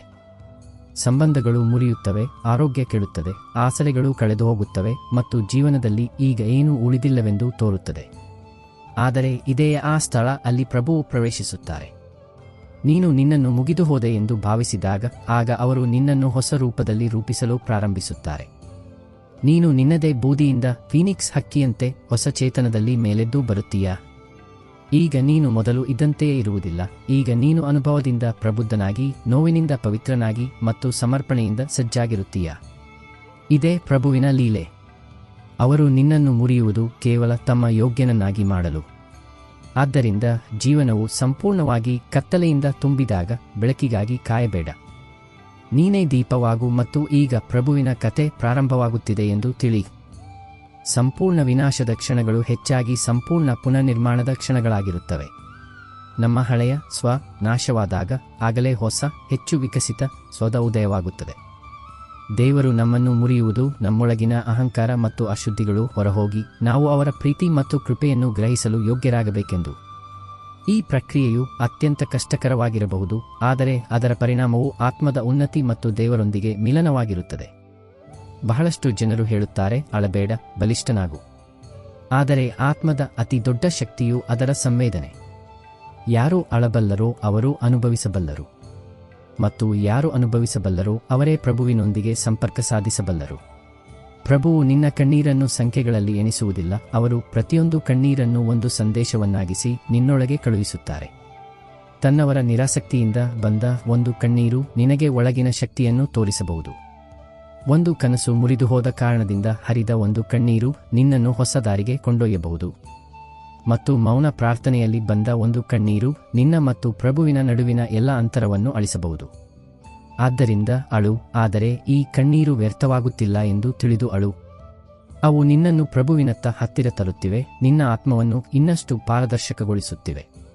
ಸಂವೇದನೆಯು ದೌರ್ಬಲ್ಯವಲ್ಲ, ಬದಲಿಗೆ ಮಾನವೀಯತೆ ಮತ್ತು ಆಧ್ಯಾತ್ಮಿಕತೆಯ ಪ್ರಮುಖ ಅಂಶ. ಕಣ್ಣೀರು ಹೃದಯದ ಭಾವನೆಗಳನ್ನು ವ್ಯಕ್ತಪಡಿಸುವ ಮಾಧ್ಯಮ. ಅವು ನಮ್ಮನ್ನು ದೇವರ ಬಗ್ಗೆ ಹೆಚ್ಚು ತೆರೆದುಕೊಳ್ಳುವಂತೆ ಮತ್ತು ಗ್ರಹಣಶೀಲರನ್ನಾಗಿ ಮಾಡುತ್ತವೆ. ದೇವರು ನಮ್ಮ ಪ್ರತಿಯೊಂದು ಕಣ್ಣೀರಿನ ಮೌಲ್ಯವನ್ನು ಅರಿಯುತ್ತಾರೆ ಮತ್ತು ಅವುಗಳನ್ನು ನಮ್ಮ ಆತ್ಮದ ಶುದ್ಧೀಕರಣ ಮತ್ತು ಉನ್ನತಿಯ ಸಾಧನವನ್ನಾಗಿ ಮಾಡುತ್ತಾರೆ. ಅಳುವುದು ನಮ್ಮನ್ನು ಹಗುರಗೊಳಿಸುತ್ತದೆ ಮತ್ತು ದೇವರ ಕರುಣೆ ಮತ್ತು ಪ್ರೀತಿಯನ್ನು ಅನುಭವಿಸಲು ಸಹಾಯ ಮಾಡುತ್ತದೆ. ಕೆಲವೊಮ್ಮೆ ಜೀವನವು ಎಂತಹ ತಿರುವಿಗೆ ಬರುತ್ತದೆಂದರೆ ತನ್ನವರ ಗುಂಪಿದ್ದರೂ ಒಂದು ವಿಚಿತ್ರ ಖಾಲಿತನವು ಸುತ್ತುವರೆದಿರುತ್ತದೆ. ಜನರಿದ್ದಾರೆ, ಧ್ವನಿಗಳಿವೆ, ಆದರೆ ಆತ್ಮದ ಮಾತನ್ನು ಯಾರೂ ಕೇಳುವುದಿಲ್ಲ ಮತ್ತು ನಿಧಾನವಾಗಿ ಈ ಅಂತರವು ಒಳಗೂ ಇಳಿಯಲು ಪ್ರಾರಂಭಿಸುತ್ತದೆ. ನೀನು ಮಾತನಾಡುತ್ತೀಯಾ, ಆದರೆ ಯಾರೂ ಅರ್ಥ ಮಾಡಿಕೊಳ್ಳುವುದಿಲ್ಲ. ನೀನು ನೋಡುತ್ತಿದ್ದೀಯಾ, ಆದರೆ ಯಾರೂ ನಿನ್ನ ಕಣ್ಣುಗಳ ಹಿಂದಿನ ನೋವನ್ನು ಓದಲಾರರು. ಆಗ ಒಂದು ದಿನ ನೀನು ಮೌನವಾಗುತ್ತೀಯಾ? ಮತ್ತು ಇದೇ ಮೌನವು ಈಶ್ವರನ ಮೊದಲ ಸ್ಪರ್ಶ. ಇದು ಯಾವುದೇ ಬೇಡಿಕೆಯಿಲ್ಲದ, ಯಾವುದೇ ದೂರು ಇಲ್ಲದ ಮೌನ. ಈ ಮೌನವು ಈಶ್ವರನ ಭಾಷೆ. ಅದು ನಿನ್ನ ಪ್ರತಿಯೊಂದು ಕಣ್ಣೀರು, ಪ್ರತಿಯೊಂದು ಇಚ್ಛೆ, ಪ್ರತಿಯೊಂದು ನೋವನ್ನು ಹೇಳದೆಯೇ ಕೇಳುತ್ತದೆ. ಈಗ ನಿನಗೆ ಯಾರಿಗೂ ಏನನ್ನು ಹೇಳುವ ಅವಶ್ಯಕತೆ ಇರುವುದಿಲ್ಲ, ಏಕೆಂದರೆ ನಿನ್ನ ಅಂತರಾತ್ಮವು ತಾನೇ ಪ್ರಭುವಿನೊಂದಿಗೆ ಸಂವಾದಿಸಲು ಪ್ರಾರಂಭಿಸುತ್ತದೆ. ಮತ್ತು ಈ ಮೌನದಲ್ಲಿ ಶಬ್ದಗಳಿಗಿಂತ ಹೆಚ್ಚು ಶಕ್ತಿಶಾಲಿಯಾದ ಶಾಂತಿಯಿರುತ್ತದೆ. ಆದ್ದರಿಂದ ಜೀವನವು ನಿನ್ನನ್ನು ಮೌನಗೊಳಿಸಿದರೆ ಈಶ್ವರನು ಈಗ ಮಾತನಾಡಲಿದ್ದಾನೆ ಎಂದು ತಿಳಿ. ಬಾಹ್ಯ ಜಗತ್ತಿನಲ್ಲಿ ಕೇಳಿಸಿಕೊಳ್ಳದಂತೆ ಭಾವಿಸುವುದು ನಮ್ಮನ್ನು ಒಳಮುಖವಾಗಿ ತಿರುಗಲು ಪ್ರೇರೇಪಿಸುತ್ತದೆ. ಮಾನವೀಯ ಸಂವಾದವು ವಿಫಲವಾದಾಗ ಆಗ ದೈವಿಕ ಸಂವಾದವು ಪ್ರಾರಂಭವಾಗುತ್ತದೆ. ಈ ಸಂವಾದವು ಮೌನದಲ್ಲಿ ಹೃದಯದಿಂದ ಹೃದಯಕ್ಕೆ ನಡೆಯುತ್ತದೆ. ದೇವರು ನಮ್ಮ ಹೇಳದ ನೋವುಗಳನ್ನು ಮತ್ತು ಪ್ರಾರ್ಥನೆಗಳನ್ನು ಕೇಳುತ್ತಾರೆ ಮತ್ತು ತಮ್ಮ ಶಾಂತಿ ಮತ್ತು ಪ್ರೀತಿಯಿಂದ ನಮ್ಮನ್ನು ತುಂಬುತ್ತಾರೆ. ಈ ಮೌನವು ದೂರವಾಗುವುದರ ಸಂಕೇತವಲ್ಲ, ಬದಲಿಗೆ ದೇವರೊಂದಿಗಿನ ಆಳವಾದ ಸಂಪರ್ಕದ ಸಂಕೇತ. ಮನುಷ್ಯನ ಅತಿ ದೊಡ್ಡ ಶಕ್ತಿಯು ಅವನ ಭರವಸೆ. ಆದರೆ ಇದೇ ಭರವಸೆಯು ಪದೇ ಪದೇ ಮುರಿದು ಬಿದ್ದಾಗ, ಪದೇ ಪದೇ ತುಳಿಯಲ್ಪಟ್ಟಾಗ ಆಗ ಮನಸ್ಸು ದಣಿಯುತ್ತದೆ. ಒಂದು ದಿನ ಎಂತಹದು ಬರುತ್ತದೆ ಎಂದರೆ ನಿನಗೆ ಯಾವುದೇ ಪವಾಡದ ನಿರೀಕ್ಷೆ ಇರುವುದಿಲ್ಲ, ತನ್ನವರು ಯಾರಾದರೂ ಹಿಂತಿರುಗುವ ಆಶೆ ಇರುವುದಿಲ್ಲ ಮತ್ತು ನೀನು ಜೀವನವು ಕೇವಲ ಸಾಗುತ್ತಿದೆ, ಬದುಕುತ್ತಿಲ್ಲ ಎಂದು ಯೋಚಿಸುತ್ತೀಯ. ಆದರೆ ಇಲ್ಲೇ ಪ್ರಭುವಿನ ಅತಿ ಆಳವಾದ ಕೃಪೆಯು ಪ್ರಕಟವಾಗುತ್ತದೆ. ನಿನ್ನೊಳಗಿನ ಪ್ರತಿಯೊಂದು ಜ್ವಾಲೆಯೂ ನಂದಿ ಹೋದಾಗ ಆಗ ಈಶ್ವರನು ತಾನೇ ಒಂದು ದೀಪವಾಗಿ ನಿನ್ನ ಹೃದಯದಲ್ಲಿ ಉರಿಯುತ್ತಾನೆ. ಯಾವುದೇ ನೋವು, ಯಾವುದೇ ನಿರಾಕರಣೆ, ಯಾವುದೇ ತಿರಸ್ಕಾರವೂ ನಂದಿಸಲಾಗದಂತಹ ದೀಪ. ಆ ದೀಪವು ಕೇವಲ ನಿನಗೆ ದಾರಿ ತೋರಿಸುವುದಲ್ಲದೆ ನೀನು ಒಂಟಿಯಾಗಿರಲಿಲ್ಲ, ಎಂದಿಗೂ ಇರಲಿಲ್ಲ ಎಂದು ಮತ್ತೆ ಅನುಭವಕ್ಕೆ ತರುತ್ತದೆ. ಇದೇ ದೀಪವು ನೀನು ಜೀವನ ಪೂರ್ತಿ ಹುಡುಕುತ್ತಿದ್ದ ಆತ್ಮಿಕ ಅನುಭವ. ಈಗ ನಿನ್ನ ಮನಸ್ಸು ಸಂಸಾರದಿಂದಲ್ಲ, ಪ್ರಭುವಿನೊಂದಿಗೆ ಸೇರಿದೆ. ಮತ್ತು ಇದೇ ಸಂಪರ್ಕವು ನಿನ್ನನ್ನು ಮತ್ತೆ ಜೀವಂತಗೊಳಿಸುತ್ತದೆ. ಭರವಸೆಗಳು ಮುರಿಯುವುದು ಹೃದಯ ವಿದ್ರಾವಕವಾಗಿರಬಹುದು, ಆದರೆ ಎಲ್ಲ ಮಾನವೀಯ ಭರವಸೆಗಳು ಕೊನೆಗೊಂಡಾಗ ಆಗಲೇ ದೈವಿಕ ಆಶೆಯು ಉದಯಿಸುತ್ತದೆ. ನಾವು ಸಂಪೂರ್ಣವಾಗಿ ನಿರಾಶರಾದಾಗ ದೇವರು ನಮ್ಮೊಳಗೆ ಪ್ರಕಟವಾಗುತ್ತಾರೆ. ಅವರ ಪ್ರೀತಿ ಮತ್ತು ಅವರ ಉಪಸ್ಥಿತಿಯೇ ಆ ಅಚಲವಾದ ಆಶೆ, ಅದು ನಮಗೆ ಮತ್ತೆ ಬದುಕುವ ಶಕ್ತಿಯನ್ನು ನೀಡುತ್ತದೆ. ಈ ಅನುಭವವು ನಮಗೆ ಸಾಂಸಾರಿಕ ಆಶೆಗಳ ನಶ್ವರತೆಯನ್ನು ಕಲಿಸುತ್ತದೆ ಮತ್ತು ದೇವರ ಮೇಲೆ ಸಂಪೂರ್ಣ ಅವಲಂಬನೆಯ ಪಾಠವನ್ನು ಕಲಿಸುತ್ತದೆ. ಜೀವನದಲ್ಲಿ ನಾವು ಬಹಳಷ್ಟು ಪಡೆಯಲು ಪ್ರಯತ್ನಿಸುತ್ತೇವೆ, ಕೆಲವು ಸಂಬಂಧಗಳು, ಕೆಲವು ಅವಕಾಶಗಳು, ಕೆಲವು ಕನಸುಗಳು. ಆದರೆ ಎಲ್ಲವೂ ನಮ್ಮ ಕೈಗೆ ಬರುವುದಿಲ್ಲ. ಕೆಲವೊಮ್ಮೆ ಸಮಯ ಸಿಗುವುದಿಲ್ಲ, ಕೆಲವೊಮ್ಮೆ ಜನರು ಜೊತೆ ನಿಲ್ಲುವುದಿಲ್ಲ, ಕೆಲವೊಮ್ಮೆ ಪರಿಸ್ಥಿತಿಗಳು ಅನುಕೂಲಕರವಾಗಿರುವುದಿಲ್ಲ. ಆಗ ಮನಸ್ಸು ಪಶ್ಚಾತ್ತಾಪದಿಂದ ತುಂಬಿ ಹೋಗುತ್ತದೆ, ಆತ್ಮವು ಪ್ರಶ್ನೆಗಳಿಂದ ಸುತ್ತುವರಿಯುತ್ತದೆ. ಅದು ಸಿಕ್ಕಿದ್ದರೆ ಏನಾಗುತ್ತಿತ್ತು? ಆದರೆ ಆತ್ಮದ ಸತ್ಯವೇನೆಂದರೆ ಯಾವುದು ನಿನ್ನದೋ ಅದು ಯಾವುದೇ ಪರಿಸ್ಥಿತಿಯಲ್ಲಿಯೂ ನಿನ್ನನ್ನು ತಲುಪುತ್ತದೆ. ಮತ್ತು ಯಾವುದು ತಲುಪಲಿಲ್ಲವೋ ಅದು ಕೇವಲ ಒಂದು ಅನುಭವ, ಒಂದು ಪಾಠ, ಒಂದು ತಿರುವು, ಗುರಿಯಲ್ಲ. ಆದ್ದರಿಂದ ಪದೇ ಪದೇ ಹಿಂತಿರುಗಿ ಯಾರೋ ಇಲ್ಲದಿರುವುದರಿಂದ ಉಂಟಾದ ಆ ಖಾಲಿತನವನ್ನು ನೋಡಬೇಡ. ಈಗಲೂ ನಿನ್ನ ಬಳಿ ಇರುವುದರ ಮೇಲೆ ಗಮನ ಹರಿಸು, ನಿನ್ನ ಉಸಿರು, ನಿನ್ನ ನಂಬಿಕೆ ಮತ್ತು ನಿನ್ನ ಪ್ರಭು. ಏಕೆಂದರೆ ಯಾವುದು ಕಳೆದುಹೋಗಿಯೂ ಹಿಂತಿರುಗುತ್ತದೆಯೋ ಅದೇ ನಿನ್ನದು. ಮತ್ತು ಅದು ಹಿಂತಿರುಗುವುದಿಲ್ಲವಾದರೆ ಅದಕ್ಕೆ ಹಿಂತಿರುಗಲೇಬೇಕಾಗಿರಲಿಲ್ಲ. ಈ ಸತ್ಯವು ಎಷ್ಟು ಕಹಿಯೆನಿಸಿದರೂ ಆತ್ಮವನ್ನು ಅಷ್ಟೇ ಶಾಂತಗೊಳಿಸುತ್ತದೆ. ವಿಧಿ ಮತ್ತು ಕರ್ಮದ ಸಿದ್ಧಾಂತವನ್ನು ಅರ್ಥಮಾಡಿಕೊಳ್ಳುವುದು ನಮ್ಮನ್ನು ಅನಗತ್ಯ ಪಶ್ಚಾತ್ತಾಪದಿಂದ ರಕ್ಷಿಸುತ್ತದೆ. ನಮ್ಮ ಹಣೆಬರಹದಲ್ಲಿ ಬರೆದಿರುವುದು ನಮಗೆ ಸಿಕ್ಕೇ ಸಿಗುತ್ತದೆ ಮತ್ತು ಬರೆಯದಿದ್ದುದು ಪ್ರಯತ್ನಿಸಿದರೂ ಸಿಗುವುದಿಲ್ಲ. ಈ ತಿಳುವಳಿಕೆಯಿಂದ ನಾವು ವೈಫಲ್ಯಗಳು ಮತ್ತು ನಷ್ಟಗಳನ್ನು ಹೆಚ್ಚು ಸಹಜವಾಗಿ ಸ್ವೀಕರಿಸಲು ಸಾಧ್ಯವಾಗುತ್ತದೆ. ನಮ್ಮ ಗಮನವು ನಮ್ಮ ವರ್ತಮಾನ ಕ್ಷಣವನ್ನು ಅತ್ಯುತ್ತಮವಾಗಿ ಹೇಗೆ ಬಳಸಿಕೊಳ್ಳುವುದು ಮತ್ತು ನಮ್ಮ ಬಳಿ ಇರುವುದಕ್ಕೆ ಕೃತಜ್ಞರಾಗಿರುವುದು ಎಂಬುದರ ಮೇಲೆ ಕೇಂದ್ರೀಕೃತವಾಗಿರಬೇಕು. ದೇವರ ಮೇಲಿನ ನಂಬಿಕೆಯು ಏನೇ ನಡೆದರೂ ಅದು ನಮ್ಮ ಒಳ್ಳೆಯದಕ್ಕಾಗಿಯೇ ನಡೆಯುತ್ತದೆ ಎಂಬ ಭರವಸೆಯನ್ನು ನೀಡುತ್ತದೆ. ಬಹಳಷ್ಟು ಜನರು ದೂರುತ್ತಾರೆ, ಜೀವನವು ಪದೇ ಪದೇ ಏಕೆ ಮುರಿಯುತ್ತದೆ? ಪದೇ ಪದೇ ಏಕೆ ಅವಮಾನಿಸುತ್ತದೆ? ಪದೇ ಪದೇ ಏಕೆ ವಿಶ್ವಾಸಘಾತದ ಬೆಂಕಿಗೆ ತಳ್ಳುತ್ತದೆ? ಆದರೆ ಇದು ಯಾವುದೇ ಶಿಕ್ಷೆಯಲ್ಲ, ಇದು ಆತ್ಮದ ಪುನರ್ನಿರ್ಮಾಣ. ಒಬ್ಬ ಶಿಲ್ಪಿಯು ಕಲ್ಲಿನ ಮೇಲೆ ಹೊಡೆತ ನೀಡಿ ಅದರಲ್ಲಿ ಸುಂದರ ಆಕೃತಿಯನ್ನು ರೂಪಿಸುವಂತೆ ಪ್ರಭುವು ನಿನ್ನ ಆತ್ಮದ ಮೇಲೆ ನೋವಿನ ಹೊಡೆತಗಳನ್ನು ನೀಡಿ ನಿನಗೆ ದಿವ್ಯತೆಯ ಆಕಾರವನ್ನು ನೀಡುತ್ತಾರೆ. ಪ್ರತಿಯೊಂದು ಮುರಿಯುವಿಕೆ, ಪ್ರತಿಯೊಂದು ಕಣ್ಣೀರು, ಪ್ರತಿಯೊಂದು ಒಂಟಿತನ, ಇವೆಲ್ಲವೂ ಆತ್ಮದ ಮೇಲ್ಮೈಯಿಂದ ಅಹಂಕಾರವನ್ನು ತೆಗೆದುಹಾಕುವ ಉಪಕರಣಗಳು. ಎಲ್ಲವೂ ಮುರಿದು ಹೋದಾಗ ಆಗ ಹೊಸದೊಂದು ನಿರ್ಮಾಣವಾಗುತ್ತದೆ, ನಿನ್ನ ನೈಜ ರೂಪವಾದದ್ದು. ಈಗ ನೀನು ಮೊದಲು ಇದ್ದಂತೆಯೇ ಇರುವುದಿಲ್ಲ. ಈಗ ನೀನು ಪ್ರೇಮದಲ್ಲಿ ಆಳ, ಮೌನದಲ್ಲಿ ಸಮರ್ಥ ಮತ್ತು ಸಹನೆಯಲ್ಲಿ ದಿವ್ಯನಾಗುತ್ತೀಯ. ಆದ್ದರಿಂದ ಮುಂದಿನ ಬಾರಿ ಜೀವನವು ಹೊಡೆತ ನೀಡಿದಾಗ ಖಂಡಿತ ಅಳು, ಆದರೆ ಈ ಹೊಡೆತದಿಂದ ನಿನಗೆ ಪ್ರಭುವಿನ ಕೈಗಳಿಂದ ಆಕಾರ ಸಿಗುತ್ತಿದೆ ಎಂದು ತಿಳಿದು. ಜೀವನದ ಕಷ್ಟಗಳು ಆತ್ಮವನ್ನು ಪರಿಷ್ಕರಿಸುವ ಪ್ರಕ್ರಿಯೆಯ ಭಾಗ. ಚಿನ್ನವು ಬೆಂಕಿಯಲ್ಲಿ ಸುಟ್ಟು ಶುದ್ಧವಾಗುವಂತೆ ಆತ್ಮವು ದುಃಖ ಮತ್ತು ನೋವಿನ ಅಗ್ನಿಯಲ್ಲಿ ತಪಿಸಿ ನಿರ್ಮಲ ಮತ್ತು ಬಲಿಷ್ಠವಾಗುತ್ತದೆ. ಈ ಅನುಭವಗಳು ನಮ್ಮ ಅಹಂಕಾರವನ್ನು ಕರಗಿಸುತ್ತವೆ, ನಮ್ಮನ್ನು ವಿನೀತರನ್ನಾಗಿಸುತ್ತವೆ ಮತ್ತು ನಮ್ಮ ಸಹನಶಕ್ತಿಯನ್ನು ಹೆಚ್ಚಿಸುತ್ತವೆ. ದೇವರು ನಮ್ಮನ್ನು ಮುರಿಯುವುದಿಲ್ಲ, ಬದಲಿಗೆ ರೂಪಿಸುತ್ತಾರೆ ತಮ್ಮ ದಿವ್ಯ ಸ್ವರೂಪಕ್ಕೆ ಅನುಗುಣವಾಗಿ. ಈ ಪರೀಕ್ಷೆಗಳನ್ನು ಶಿಕ್ಷೆಯೆಂದು ಭಾವಿಸದೆ ಕೃಪೆಯೆಂದು ತಿಳಿಯಬೇಕು. ಸಂಬಂಧಗಳ ಅತಿ ದೊಡ್ಡ ನೋವೆಂದರೆ ನಾವು ಅವರಿಂದ ನಿರೀಕ್ಷಿಸುತ್ತೇವೆ ಪ್ರೀತಿಯ, ತಿಳುವಳಿಕೆಯ, ಸಮಯದ. ಮತ್ತು ಈ ನಿರೀಕ್ಷೆಗಳು ಪೂರ್ಣಗೊಳ್ಳದಿದ್ದಾಗ ಹೃದಯ ಮುರಿಯುತ್ತದೆ, ಮನಸ್ಸು ದಣಿಯುತ್ತದೆ ಮತ್ತು ಆತ್ಮವು ಗಾಯಗೊಳ್ಳುತ್ತದೆ. ಆದರೆ ಒಂದು ದಿನ ಎಂತಹದು ಬರುತ್ತದೆಂದರೆ ನೀನು ಯಾವುದೇ ನಿರೀಕ್ಷೆಯಿಲ್ಲದೆ ಸಂಬಂಧಗಳನ್ನು ನೋಡಲು ಸಾಧ್ಯವಾದಾಗ ಆಗ ಅದೇ ಸಂಬಂಧಗಳು ಹೊಸ ರೂಪದಲ್ಲಿ ನಿನ್ನ ಜೀವನದಲ್ಲಿ ಅರಳುತ್ತವೆ. ಈಗ ನೀನು ಯಾರಿಂದಲೂ ಏನನ್ನೂ ಕೇಳುವುದಿಲ್ಲ, ಈಗ ನೀನು ಕೇವಲ ನೀಡುವುದನ್ನು ಬಲ್ಲೆ. ಮತ್ತು ಈ ನೀಡುವಿಕೆಯು ಒಳಗಿನಿಂದ ಬರುತ್ತದೆ, ಏಕೆಂದರೆ ಈಗ ಅದರಲ್ಲಿ ಈಶ್ವರನು ಇಳಿದಿರುತ್ತಾನೆ. ಈಗ ನಿನ್ನ ಸಂಬಂಧಗಳು ನಿನ್ನವಲ್ಲ, ಪ್ರಭುವಿನದಾಗುತ್ತವೆ. ನಿನ್ನ ಪ್ರೀತಿಯು ಈಗ ಷರತ್ತುಗಳ ಮೇಲೆ ನಿಂತಿರುವುದಿಲ್ಲ, ಅದು ದಿವ್ಯತೆಯಿಂದ ಪ್ರೇರಿತವಾಗಿರುತ್ತದೆ. ಈಗ ಯಾರೂ ನಿನ್ನನ್ನು ಮುರಿಯಲು ಸಾಧ್ಯವಿಲ್ಲ, ಯಾರೂ ನಿನ್ನನ್ನು ಬದಲಿಸಲು ಸಾಧ್ಯವಿಲ್ಲ. ಈಗ ನೀನು ಪ್ರತಿಯೊಂದು ಸಂಬಂಧದಲ್ಲೂ ಈಶ್ವರನ ಉಪಸ್ಥಿತಿಯನ್ನು ಅನುಭವಿಸಲು ಪ್ರಾರಂಭಿಸುತ್ತೀಯ. ಮತ್ತು ಆಗ ಪ್ರತಿಯೊಂದು ಸಂಬಂಧವೂ ಪೂಜೆಯಾಗುತ್ತದೆ, ಪ್ರತಿಯೊಂದು ಮೌನವೂ ಪ್ರಾರ್ಥನೆಯಾಗುತ್ತದೆ. ನಿರೀಕ್ಷೆಗಳೇ ದುಃಖಗಳ ಮೂಲ ಕಾರಣ, ವಿಶೇಷವಾಗಿ ಸಂಬಂಧಗಳಲ್ಲಿ. ನಾವು ಇತರರಿಂದ ನಮ್ಮ ಸಂತೋಷ ಮತ್ತು ಪೂರ್ಣತೆಯನ್ನು ನಿರೀಕ್ಷಿಸಿದಾಗ ನಿರಾಶೆಯು ಖಚಿತ. ಆದರೆ ನಾವು ಯಾವುದೇ ಷರತ್ತು ಅಥವಾ ನಿರೀಕ್ಷೆಯಿಲ್ಲದೆ ನೀಡುವುದನ್ನು ಕಲಿತಾಗ ನಾವು ಸಂಬಂಧಗಳಲ್ಲಿ ಸ್ವಾತಂತ್ರ್ಯ ಮತ್ತು ಆನಂದವನ್ನು ಅನುಭವಿಸುತ್ತೇವೆ. ಈ ನಿಸ್ವಾರ್ಥ ಪ್ರೀತಿಯು ದೇವರಿಂದ ಪ್ರೇರಿತವಾಗಿರುತ್ತದೆ. ನಾವು ಪ್ರತಿಯೊಬ್ಬ ವ್ಯಕ್ತಿಯಲ್ಲಿ ದೇವರ ಅಂಶವನ್ನು ನೋಡಿ ಪ್ರೀತಿ ಮತ್ತು ಸೇವಾ ಭಾವದಿಂದ ವರ್ತಿಸಿದಾಗ ನಮ್ಮ ಸಂಬಂಧಗಳು ಮಧುರ ಮತ್ತು ಶಾಶ್ವತವಾಗುತ್ತವೆ. ಸ್ನೇಹಿತರೆ, ಈ ವಿಡಿಯೋದಲ್ಲಿ ಇಷ್ಟೇ. ಈ ವಿಡಿಯೋದಿಂದ ನಿಮಗೆ ಬಹಳಷ್ಟು ತಿಳಿಯಿತು ಎಂದು ನಾನು ಭಾವಿಸುತ್ತೇನೆ. ವಿಡಿಯೋವನ್ನು ಲೈಕ್ ಮತ್ತು ಶೇರ್ ಮಾಡಿ, ಕಾಮೆಂಟ್ನಲ್ಲಿ ಜೈ ಶ್ರೀ ರಾಧೆ ಕೃಷ್ಣ ಎಂದು ಬರೆಯುವುದನ್ನು ಮರೆಯಬೇಡಿ.